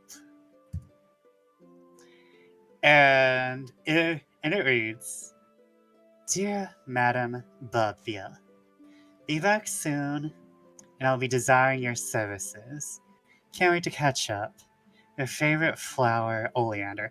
And I will not send this right away, because I need to be talking stuff with Plague later, so he's not going to use the servants. He has a direct delivery service that's coming soon. All right, so you'll hand that off to Plague. Okie dokie. Anyone else? All right. I got 2 letters. I'm kind of feeling myself, so this is kind of improv. Yeah. But also, I'm debating if it's funnier to ask the characters to read it in person. Since we're gonna be leaving altogether anyways, right? Yeah. No, I think he will send these and be less smug about it. First, I got a letter for a MX Stoneheart, Mrs. Mr. and Dear Topaz, as I finish packing for our leave of the estate, I find myself looking back on the memories we shared here. A strange sense of melancholy when I'm all too familiar with washes over me as I realize this may be the last of our games here. That I may not have more opportunities to remind you how much you mean to me. But then it occurred to me, I could simply write more and more letters to you. So for now, this will be our last correspondence proper with my feelings in tow. I look forward to filling your mailbox each and every day. Sincerely, Gwyn. Alright. And I got one more for Essie that, roughly the same energy. Dear Essie, I can only imagine during your time here at the estate that I was not the only one having correspondence with you through this measure. I want to assure you, and your attention-seeking ways, that I will endeavor to make sure that such correspondence is kept up with the future. Looking forward to our continued banter through written word. Lord Gwyn. And, just send those 2 out. It's just cheesy. Absolutely delightful. Oh my gosh. That is so fun. I want to do something. Yeah. Topaz is going to read this letter and just like kind of get a little worried for a second and is going to run up to Gwyn's room. It's like, well, we're going to be going out together. I was not expecting you to make such haste. I mean, I was worried that you were going to disappoint. that you would be going elsewhere. I mean, I thought that was the plan, that we would go. So are you telling me you wouldn't miss such letters from me? I mean, I like the letters. Then I'll keep doing them, as long as they make you happy. Okay. How many people are looking outside of their doors right now? Give me a second. I just wanted to make sure that there wasn't any last minute change of plans. I'd never leave you, Topaz. Just flushes super red. Right, this is highly improper anyways. Speaking of highly improper, I rolled the dice. You have a number of spectators witnessing this. Oh, if you had to say the number on the dice, what would that number be? It would in fact be 11. Let's go. I'm embarrassed. I'm just gonna go back. I'm sorry. And leave without me? I mean, I assume you have some business of your own to take care of. I finished packing. You could do me the honor of escorting me back to your room. Wait, but that's not. I'm leaving. Till later, Topaz. So much for that fading rumor. Excellent, excellent. Gwen, you do not receive a immediate response from Essie, by the way. That's fine. I'm assuming he's gonna say some shit in person. He is not coming bounding to your door. All right. Anyone else? All right. You send off your letters, you receive your responses, some of you making in-person trips to forward your responses. And Topaz, as you are recovering from your encounter with Sir Gwyn, you, I believe, wanted to reach out to Luella as well. Yes. And just kind of like clear her mind, get back in the mode of packing, finish packing, then take a deep breath and just be like, just think about what's going to be going on and think to Luella and be like, I feel like I should catch up with her. And probably go over to her room.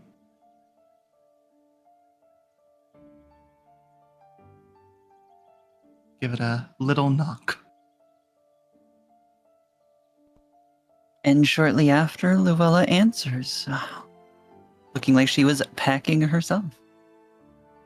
Topaz gives a long curtsy and just says, do you have a few minutes? I know we'll likely be heading out in the near future.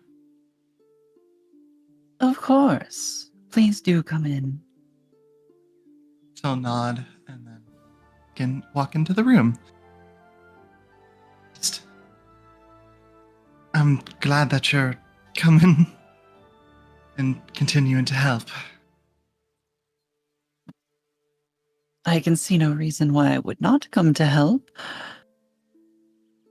After all, we have gone this far together, have we not? You're not wrong. It seems strange in a way that someone such as yourself would be willing to assist in such a way for no favors. That is your currency, is it not? It is everyone's currency. Though I think I do not need to be making it clear just what favors would be required for something such as... Well, this would be tantamount to saving the realm, would it not? I suppose it would. Oh god, I feel so useless compared to people like yourselves. And why would you say that? You all have talents. Talents that are useful for these sorts of things, and I'm just... Gestures to themselves and just a person. And tell me, Topaz, for what would all of us do all of this for, if not for a person, people?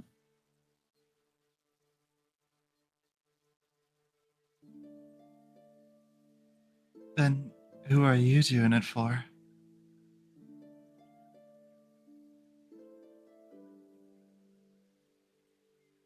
If I had a wager, I don't think it's just for yourself. One can have multiple reasons for taking such avenues in times like these.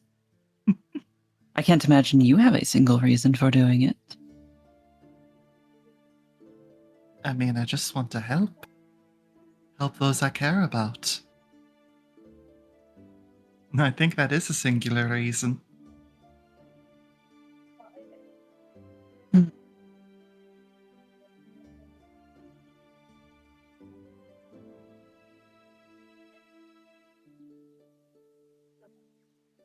Luella, Yes, Topaz. are you ever gonna cash in those favors that I owe you? Oh, most assuredly. Perhaps Every sooner rather than later, I think. every day that passes by, I become less and less sure that you're going to. You strike me as the kind of caringly, motherly type that likes to hold something over somebody to try and make them be their best selves. Is that an unfair assumption? Frankly, I can't believe that my reputation has fallen so far as to you thinking that. Oh, no, no, no, no, no. Nothing of the sort of your reputation. I don't care much for that. I just. That's my personal judgment. Though I suppose you're free to prove it wrong and terrorize me with the favors owed. And terrorize you I will assuredly do. They kind of smirk and look at her, just like, what if I told you I don't believe you? Well, then that would make the look of surprise upon your face when I do cash in those favors all the sweeter. No. Although I rather think it will ruin your day at such a point. But why would you want to ruin my day? I mean, I know we're merely just acquaintances, but I don't think I've done nothing to wrong you and cause you to ru- think ill of me and ruin my day out of vindication.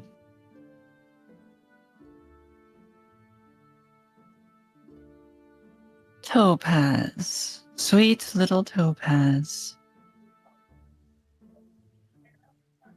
I have a question for you. If you were to see an By airship all means. crashing to the ground in a ball of flames and fire, would you be able to look away? What? That seems very out of left field. But I suppose not. And now, if you will imagine such a tragedy wherein nobody is harmed. And frankly, my dear Topaz, you are a lovely, lovely person. But my goodness, you are rather a disaster in many instances. You're not entirely wrong about that. And in such disasters, nobody is harmed, so it is guiltless joy. Well,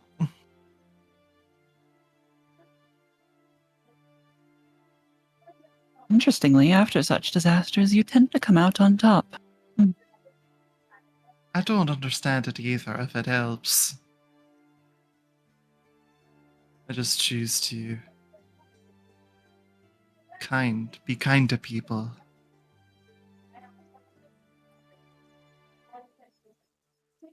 The contrast of a genuine person amongst backstabbing nobles and filthy bureaucrats only looking to line their pockets or gain a step up on their fellows. And once again, I ask, are you sure that there is nothing you offer to this group?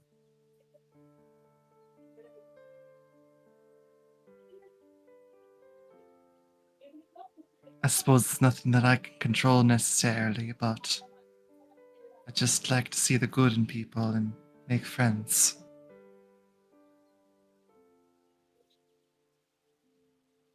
And how could that be so useful in such a situation as this? I can only wonder.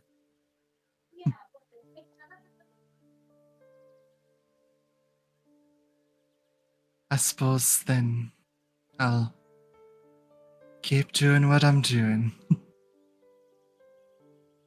Good, good. Were you in need of anything else today, dear? No. I just wanted to catch up, I suppose. I'm gonna try and be a bit more than just being myself, for one thing. Oh, I don't think any of us would ever ask anything other than for you to be yourself. Well, yes, but I don't know. I could pick up a book, try and read and learn what I can. I'm rather sure that you've already been doing that. Oh, no. I mean about, like, the whole mystery and stuff. I don't know. Maybe there's something I can glean?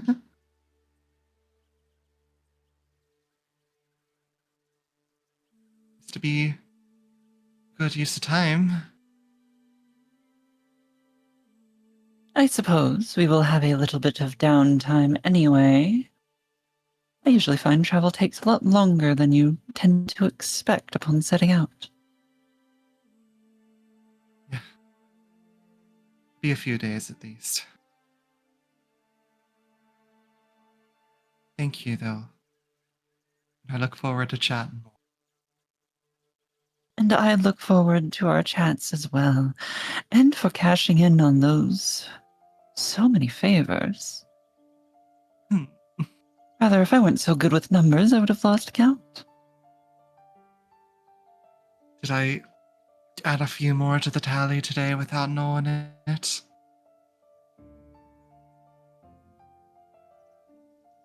It's hard to tell, but you're pretty sure that she is just smiling smugly at you. Well, I've certainly lost count, so I suppose we'll just kind of see where it goes. Oh, that's a rather shame. You must always make sure to pay attention to your debts, lest someone take more from you than you actually owe. But I'm not even aware enough of what I'm saying to be able to know when the favors happen. Perhaps that would be a good area of study for you for the near future. It's kind of grimaces. Fair enough. I'll just try and think a bit more about social interactions. That always goes well. Well, usually if the thinking is done during the social interaction, yes, it goes very well. Not very It's the good before at and that. after that's an issue. I'll do my best, I suppose. Good, good. I have very high expectations for you. Oh. Just kind of dejectedly start to walk to the door. See you in a few then. In a few. And Topaz walks out the room and just still kind of trying to do her best to maintain motivation is going to go to the library to try and pick out a novel or so about like the royal family and who they are, any stories about like the biographies about their life or such. As you leave, if you were to look back for a moment, Luella was very poofy at the end. Very happy. Yeah, and for the sake of brevity, you're more than welcome to go to the library, pick out a book. As you skim through, you find one about, it must have been, top of mind for, some reason, but you've got a book in your hands about Queen Isolde, and particularly about her own personal work of charity while she was queen. You're more than welcome to read that whenever you like. Yeah, probably on the road. Alrighty. Next up, assuming you're good with ending things there, Topaz and Luella? Yeah. Okie dokie. Next up, Oleander. Once you leave Deimus's room, in the morning, whatever time of day that is when you finally emerge, Essie will approach you and give you a little smile and a curtsy in greeting. Good morning, Mr. Oleander. Good morning, Essie. How are you today? Very well. And he'll sort of peer around you, look at the door you just came from, look back at you. Well, if you're not too busy, would you mind perhaps a turn in the garden with me? Oleander like levels his eyes, is like, it's not everything. and he just stops and is like, let's go. His smile grows a little bigger, and he'll lift his arm to sort of wrap around yours. And you could tell, even though he says, oh, let's take a casual turn in the gardens, you could tell he's very much leading you in a very specific direction. And you find yourselves in one of the more secluded areas of the gardens. This is where, like, the large topiaries are, the sort of unruly large rose bushes are, the beginnings of, the walls of the hedge maze. And as he leads you deeper and deeper into the gardens, you see there is a figure there waiting for you. To your surprise, or maybe not by this point, it is your brother, Adamus, aka Plague, who is waiting for the both of you. And Essie says, I thought that, the three of us might have a conversation about the method of our departure. You see, Dame Leonora has no sense of imagination when it comes to sneaking me into the capital, so it's rather up to me to figure these things out myself. Oleander is kind of like looking at players like, he doesn't know, does he? He knows enough. And he just kind of looks between the two of you and just kind of gives a little shrug of his shoulders and a sigh, like, just sounds like another gig to me. I think the little I know, the better. Oh no, I was looking to play as like, he doesn't know smuggling is boring. Oh, I see. In that case, he just kind of looks at you and is like, no, they never do. Oleander kind of like gives like a little smile to Essie and is like, not everything is all that grandiose.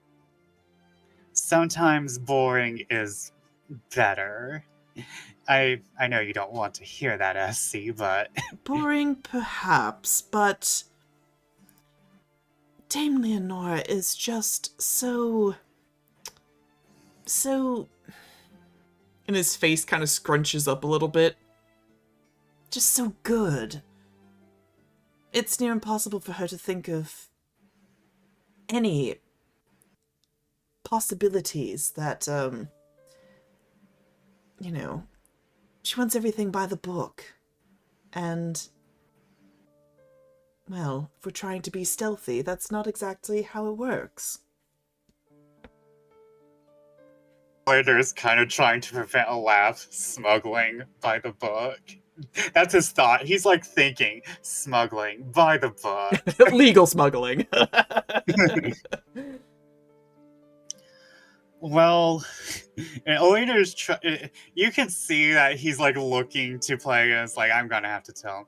Smuggling is, by its nature, you don't want it to be exciting, Essie. You don't want to be followed, you don't want to be caught, you don't want people to see you.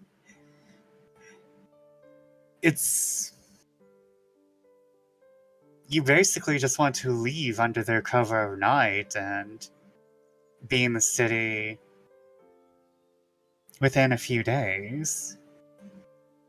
It's not a very exciting prospect when done properly, even when the people smuggling you in are rogues.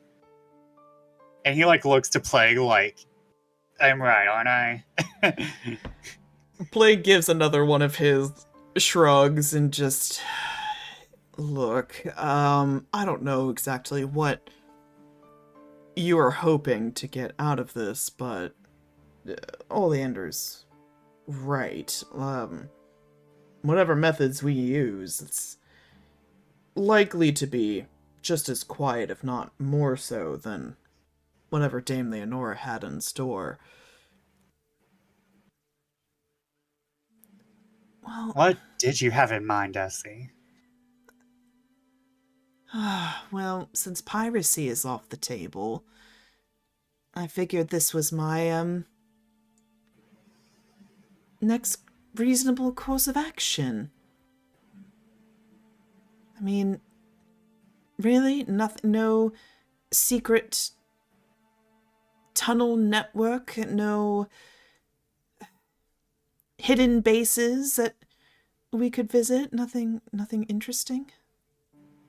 There's a safe house, but that's the normal. That's the rule. We don't bring Yes. outsiders there. Yes, unless we've been hired for a job to get someone out, then or get someone in, and those are rare. We don't do a lot of smuggling, Essie. Essie starts to, deflate a little bit, this is not going the way that he planned. But kind of seeing this, Plague kind of rubs at his forehead a little bit and looks at Essie, looks at you, and goes, I do have something, though. Oh no, Lycris has been rubbing off on you, hasn't she? Maybe a little bit, because I may or may not have borrowed Dad's carriage. And, Oleander, you know that the particular carriage of which he speaks, you know it just by him calling it Dad's carriage. This is a carriage that really only your father uses, and you've been in it in a handful of occasions, and it is enchanted. It can hold way more people in it than it appears to hold on the outside.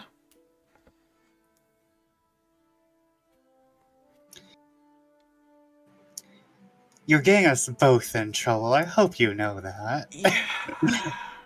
Oleander gives a smile and he kind of punches Plague in the shoulder. I needed to bring a few guys here to keep an eye on things. And that's how I brought them. Oh, that reminds me. And he takes out some documents and is for the other boring part. And he kind of lets Essie look over them. This is your new citizenship papers. Because you're not Essie in the capital. Who am I meant to be? Well, and Oleander lets him look over the papers we can still call you Essie, but you're going to be a human. You're going to be an adventurer. seeking his sister. And your legal residence will be at the Diamond household. And I wasn't sure of the name. But he'll lean over the papers, and at the top the name Estelle is written in very neat, perfect handwriting. He kind of smiles at that and gives a little nod of his head. I think that's perfect. I can't destroy your normal citizenship papers. I think those are on the castle themselves. And he hands over the citizenship papers over to Play, and he also hands over the letter to Madame Babia. I noticed it was Ghost who was with you. Ghost is our fastest one, right? Yeah, I'll pass that on to Ghost. And I've got Beetle here as well for driving. He's the best with animals. That Beetle's being good. said, we have to get Essie out quietly. Because if Essie is seen hopping into a carriage and leaving without Dame Leonora, that's going to rouse some questions.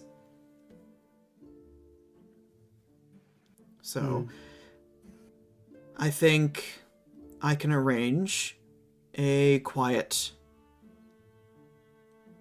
drop-off to get Essie into the carriage.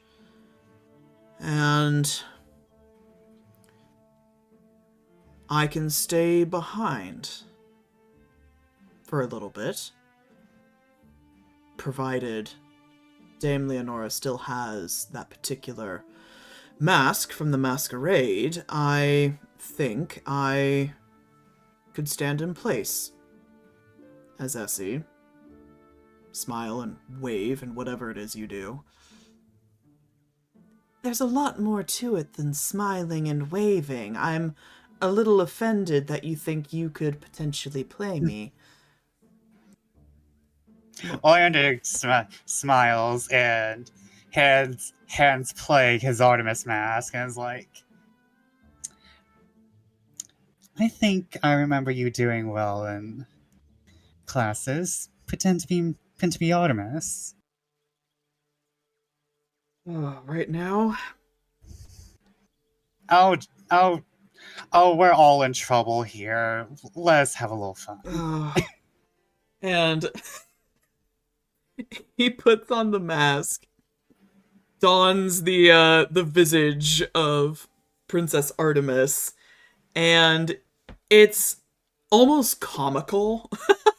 Like, the way that you carried yourself as Artemis was very elegant and fluid and graceful, whereas Plague just, it's like the man emoji, like it just standing there and looks over at you and does a decent enough curtsy. It's not clumsy, but it's not good either. It's just very clear that this is a man doing his best imitation of feminine grace. Oh, all right.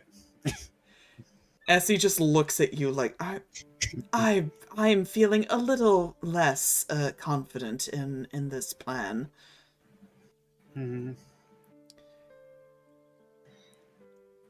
We'll figure it out. But I suppose there's merit to the idea if people see me still at Hollowlight, they'll believe that I stayed behind. Well, he doesn't necessarily need to interact with people after the assassination attempt. Dame Leonora might be keeping you away. True, I suppose you just need to look wistful as you peer out the windows. You can manage that, can't you, Plague? And he kind of looks over at Essie and does his best, like, wide-eyed, wistful stare. Right, well, you have a few hours to practice. I'm so sorry.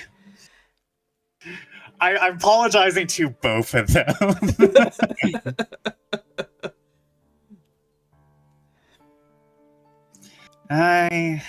He looks over to Plague and is like, I didn't mean to drag you and Dad and Sis into this gigantic mess of mine again. Listen, and he takes off the mask and, looks like himself again. Oleander, it's practically my second job at this point, keeping an eye on you. So it's no additional hardship. I know I can speak for Dad and Lycoris, where we'd feel much better knowing that you're safe, no matter what you get mixed up in.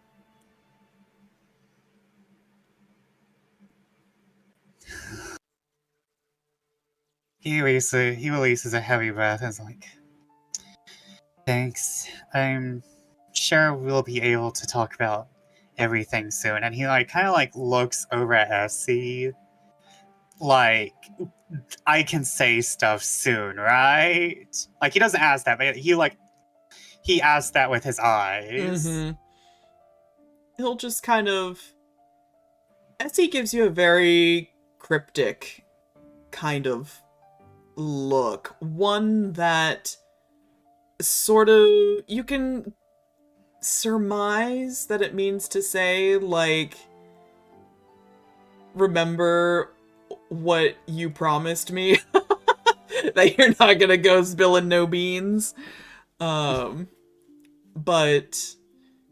I think you can also see that he understands that the two of you are close. Much like how Lapis got the okay. There will probably come a time for Plague as well. Oleander kind of looks back and is like, we'll need more though help soon. I'm sure I can talk more later. Well, I'll be following you after all the guests leave, and we'll be in touch with the stones. Let me know where you've set up for the night, and I'll find you. Okay.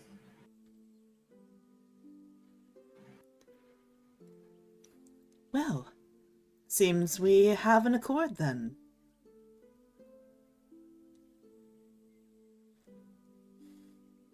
We do. I swear you fit right in, Essie. He gives a very unguarded smile at that.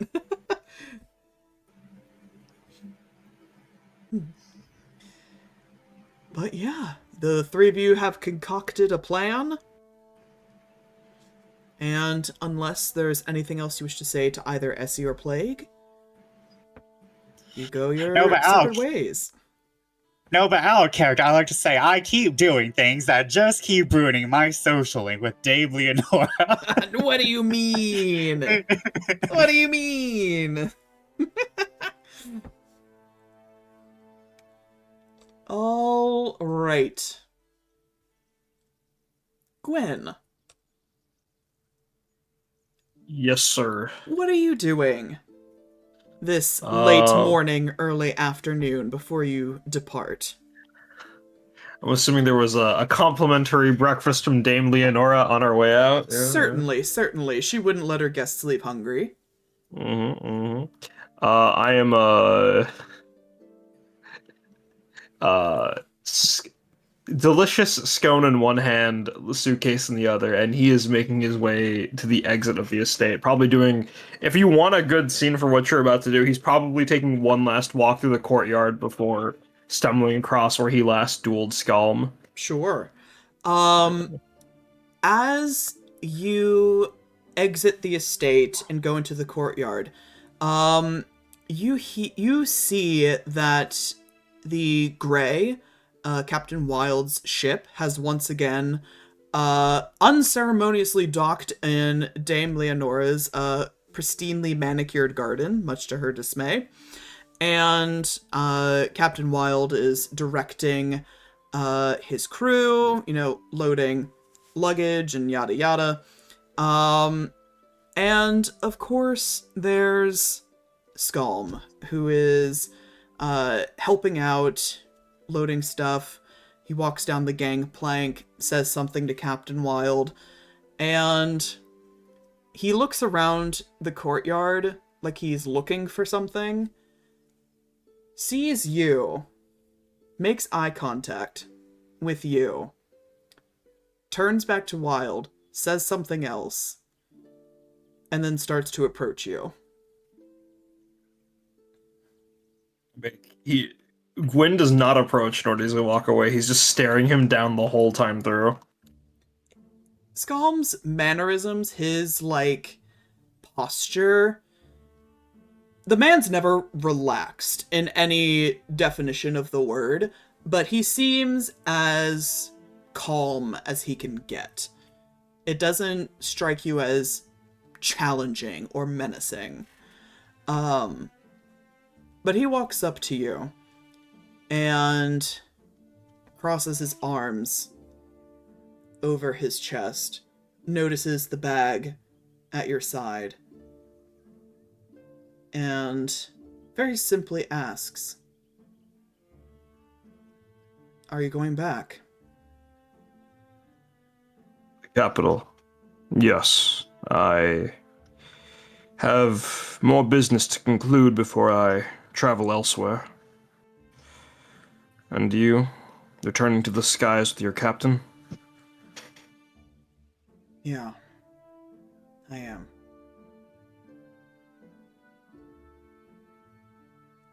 Why are you going back?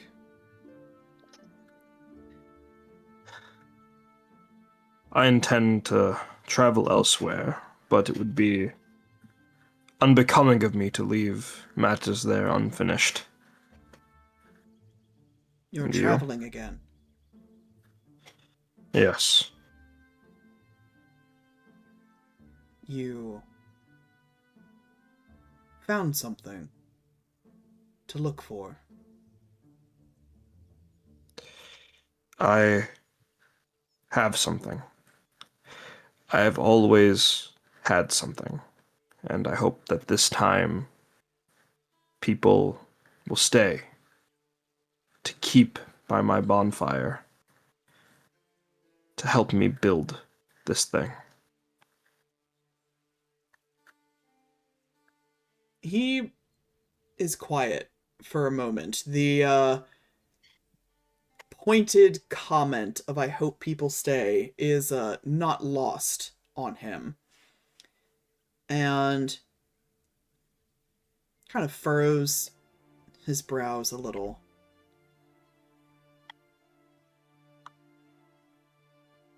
I didn't want to leave.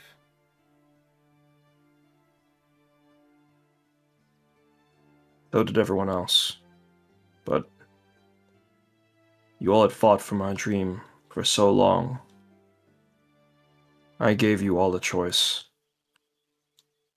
It seems you have been far too distracted from your own dream as of recent. I know what will has lingered behind those hands of yours, beyond that blade, behind your ever-beating heart.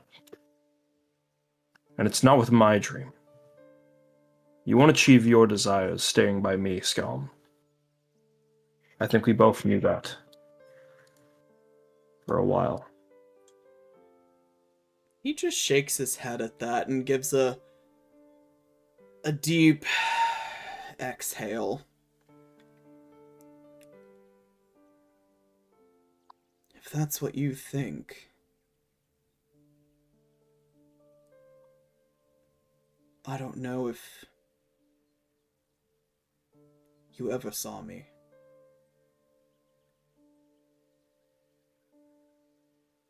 I know that I wasn't much more than a blade. No. You were a friend.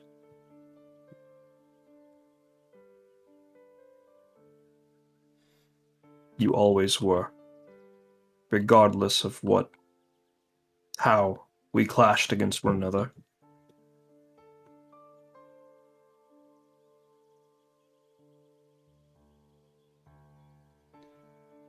Friend. I suppose that's...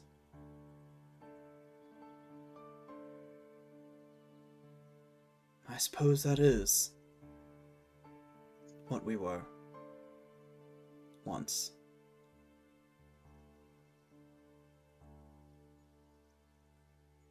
I fear our paths may not cross again after this. I can't imagine you intending to stay by Scom's side for much longer. Kind of shrugs at that and... I don't know. I haven't known what direction to go to.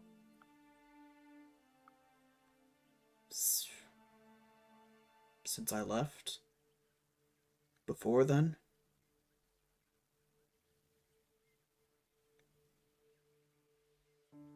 My dream was yours. And we did great things, you and I. Once you got a taste of that greatness, the recognition, the position in the capital,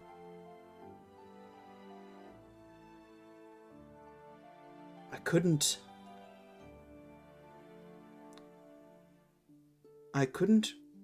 recognize you anymore. That place, those people, they snuffed the light out of you. I was watching you die, Gwyn. Is that truly what you saw, what you believe my motivations to be? The lieutenant was right. Perhaps we should have communicated more than just with our blades. I tell you this, and only you alone. When I climbed just that high, still short of that peak in my dreams, I saw what it had taken to get there. I looked down, and my path was not that of roses, but of corpses. For every enemy you swung down with your blades, I had to send another of our comrades to their death. Each and every one of them chose to toss their dream into my pile, and I knew where I was in that moment. It would take far, far more to get to where I wanted to be. And I know. Each and every one, man, woman, person that sided with us, had their own dreams to chase. At a certain point, I could not make that decision for them anymore. But now I have a new path before me. With people I am more than willing to bring along and ensure won't contribute to that pile.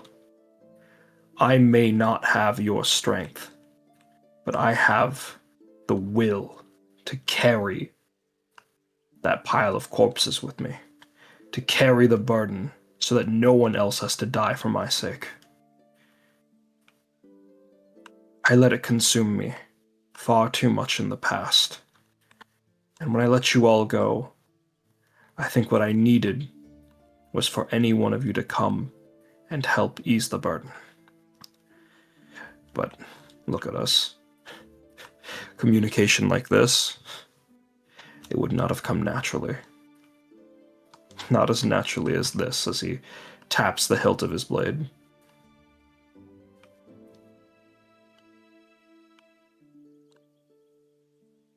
I believe people say that actions do speak louder than their words.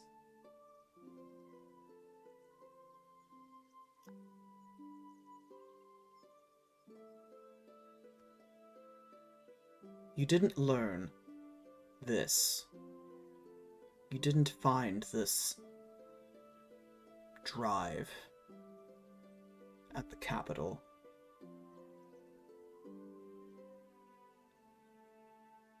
There was nothing else for you there.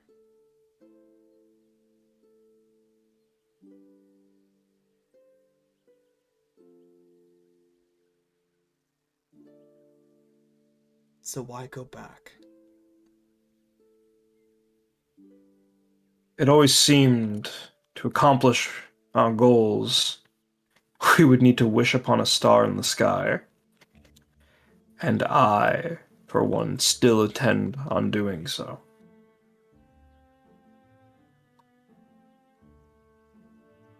Kind of narrows his eyes at you. Gwyn is gonna shoot him this is probably tickling a nostalgia factor for Scalm, but it's the kind of look Gwyn would have before committing to a war crime tactic for the group. Like he is this is Gwyn planning. This is Gwyn scheming. The schemer, yep. Mm. And after scrutinizing you for a little bit, you see the corner of his mouth tilt upwards ever so slightly. You're about to do something insane. And unfortunately for you, you will not be my... I have no place for someone as foolhardy and suicidal as you in these plans. Do enjoy watching from afar with our dear captain, though. I'm sure he will want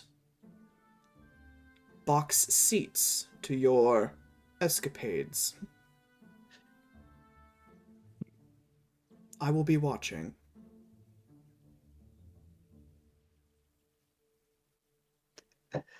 Gwyn starts smiling and then chuckling and then laughing that same boyish laugh that Topaz got to know over this time and that Scalm got to hear in cloistered moments.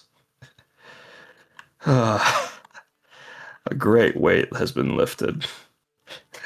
And all it took wasn't another duel, but for the two of us to speak sensibly.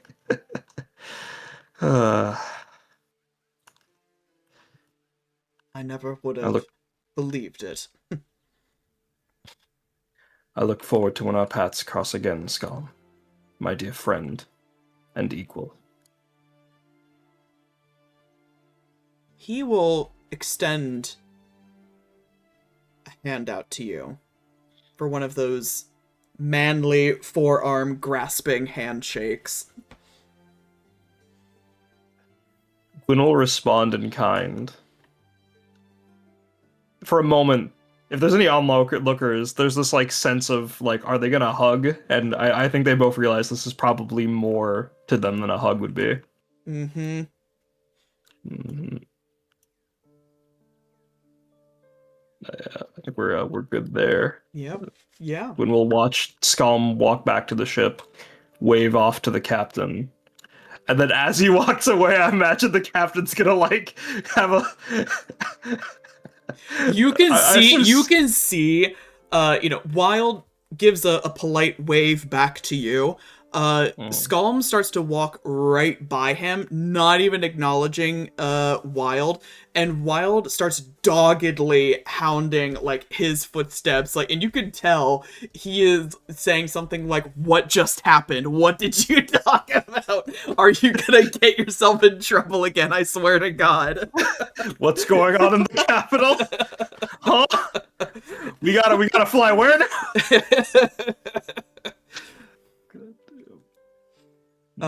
But yeah, you got your final farewell from Skalm. Thank you, big man. Of course. So, with that, you have plans to head to the capital. And as you're waiting, I imagine each of you sort of take your place waiting outside the estate. People are calling their respective coaches and carriages and filing into their, modes of transportation, loading up their luggage. It's a hustle and bustle of activity. And you each see a very unassuming black carriage pull up in line, sort of in the back of the line that's currently processing in front of Hollowlight.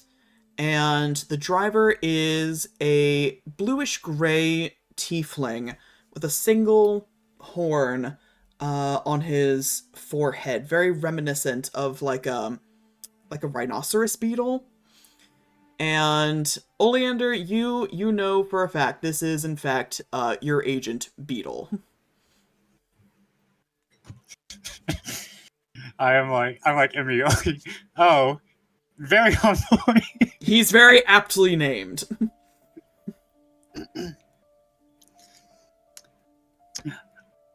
There's our ride, and he kind of very subtly notions to the black carriage in the back. But he's looking around, and he's going, and he's trying, and he's very impatiently looking for Davis. Yeah, Deimus is kind of shuffling his way through the throngs of people, and you can just barely hear him being like, "Excuse me, I'm sorry, excuse me, sorry," as he's trying to make his way over to you with his bag clutched close to his chest. But he does make his way over to you.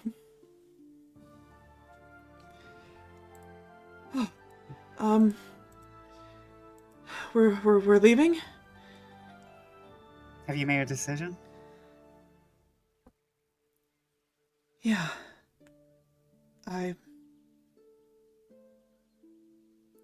It's really scary either way, no matter what I pick.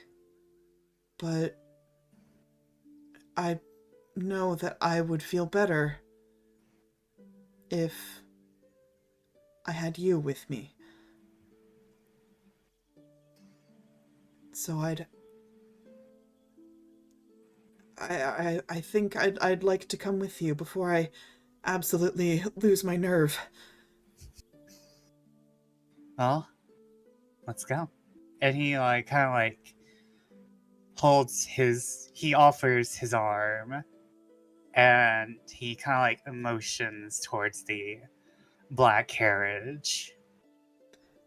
Are the others coming too? I actually go look for them. Where is everyone? You weren't told about a carriage or a limousine. You've got a lift if you want it.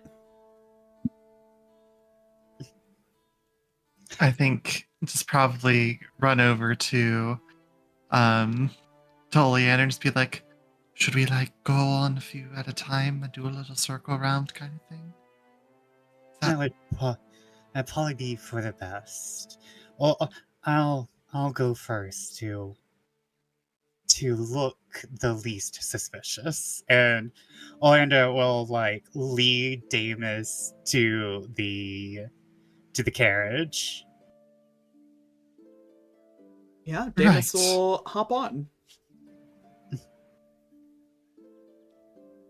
Are we all going to fit?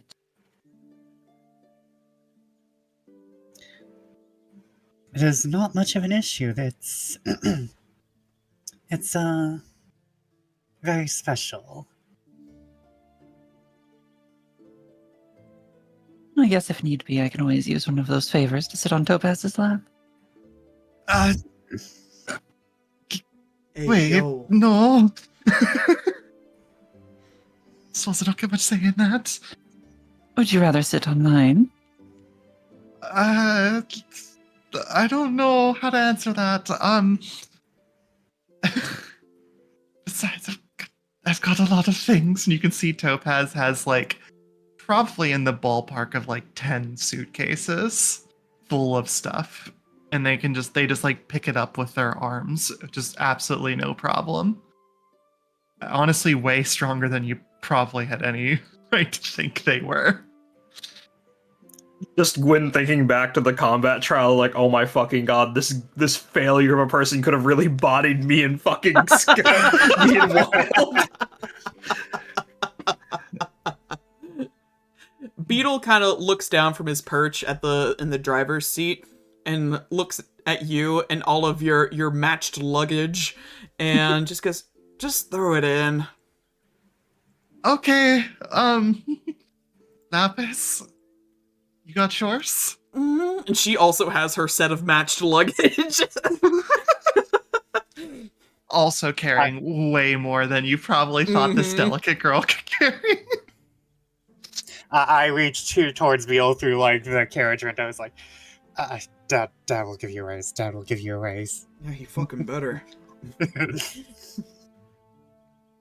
But yeah, toss in that luggage. All 20 bags. Nowhere did it say Beetle was good with people. Nope. Just say he's good with animals. The wheelman.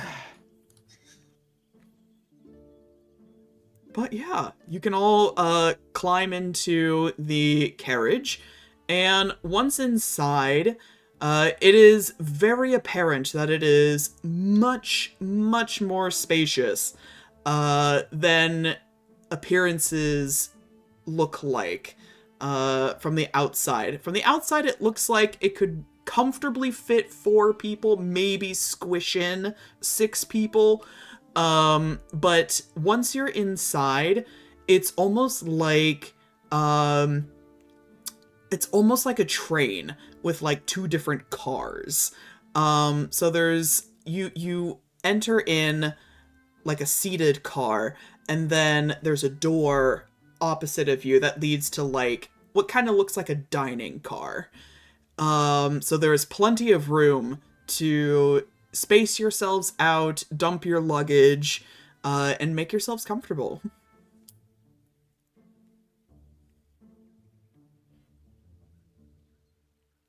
But yeah. Beetle will note before you get in, Oleander, he's gonna sort of lean down and just 2 days ride to the capital.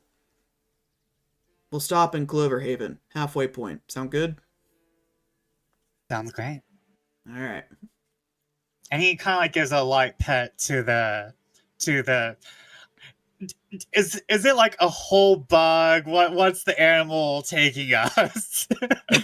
Well, like what? Oh, like what's pulling the cart? Yeah, It's I'll horses. give it a light Yeah, it's pet. just horses. Okay. Yeah. Let me guess. Black horses. Yeah. Well, of course. Your dad's edgy. Like, it's your dad's personal carriage. Teenager at heart. Mhm, Father. mhm. And I like give the horses a pet since they're very familiar. Good boys.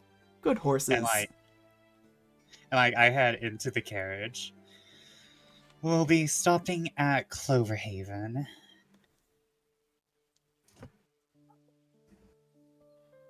And yeah, once you're sort of seated inside, you'll see seated very comfortably in the dining car, sort of looking out one of the windows, is Essie. Essie is also kind of surrounded by luggage, but it seems like he has taken the advice to dress down to Heart. He while the notions of cutting and dyeing his hair were absolutely horrific in his mind, he has in fact braided it all back, so it's a little easier to maintain. And he's wearing a very simple attire of like a poet shirt and a pair of breeches, very Howl from Howl's Moving Castle-esque. What if Essie's one of those dressed up people who looks even better dressed down? It is remarkable how, and it's almost like just unfair, how even dressed down, wearing the most basic of attire, he still looks stunning.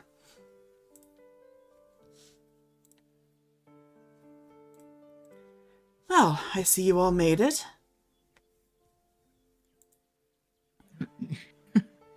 I'm surprised to see you in this simple of attire, must say. Well, apparently it's difficult to travel in large gowns, so here we are. You know, I do have had a disguise. Could have probably used. Just kind of blinks at you like, oh my god. Not that you don't look good. I'd say you'd have about 10 suitcases worth of disguises right here. More or less. We do appreciate your initiative, Essie. Good. Glad I didn't dress like this for nothing then. I mean, I've got like a lot of suitcases too. But either way, no, it's. I'm sorry. Just kind of walks away. We're not. Where are you walking to? We're in the diner carriage. The carriage. To the other carriage.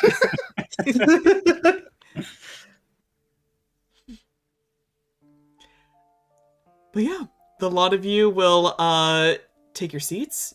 Beetle will get the carriage rolling, and you are off to the capital. And I think this is a good place to pause for now. And we will pick up next time. Thank you so much, everyone, for playing. I hope you had a lot of fun. I know I definitely did. Thank you to everyone who is watching. I hope you enjoyed it as well.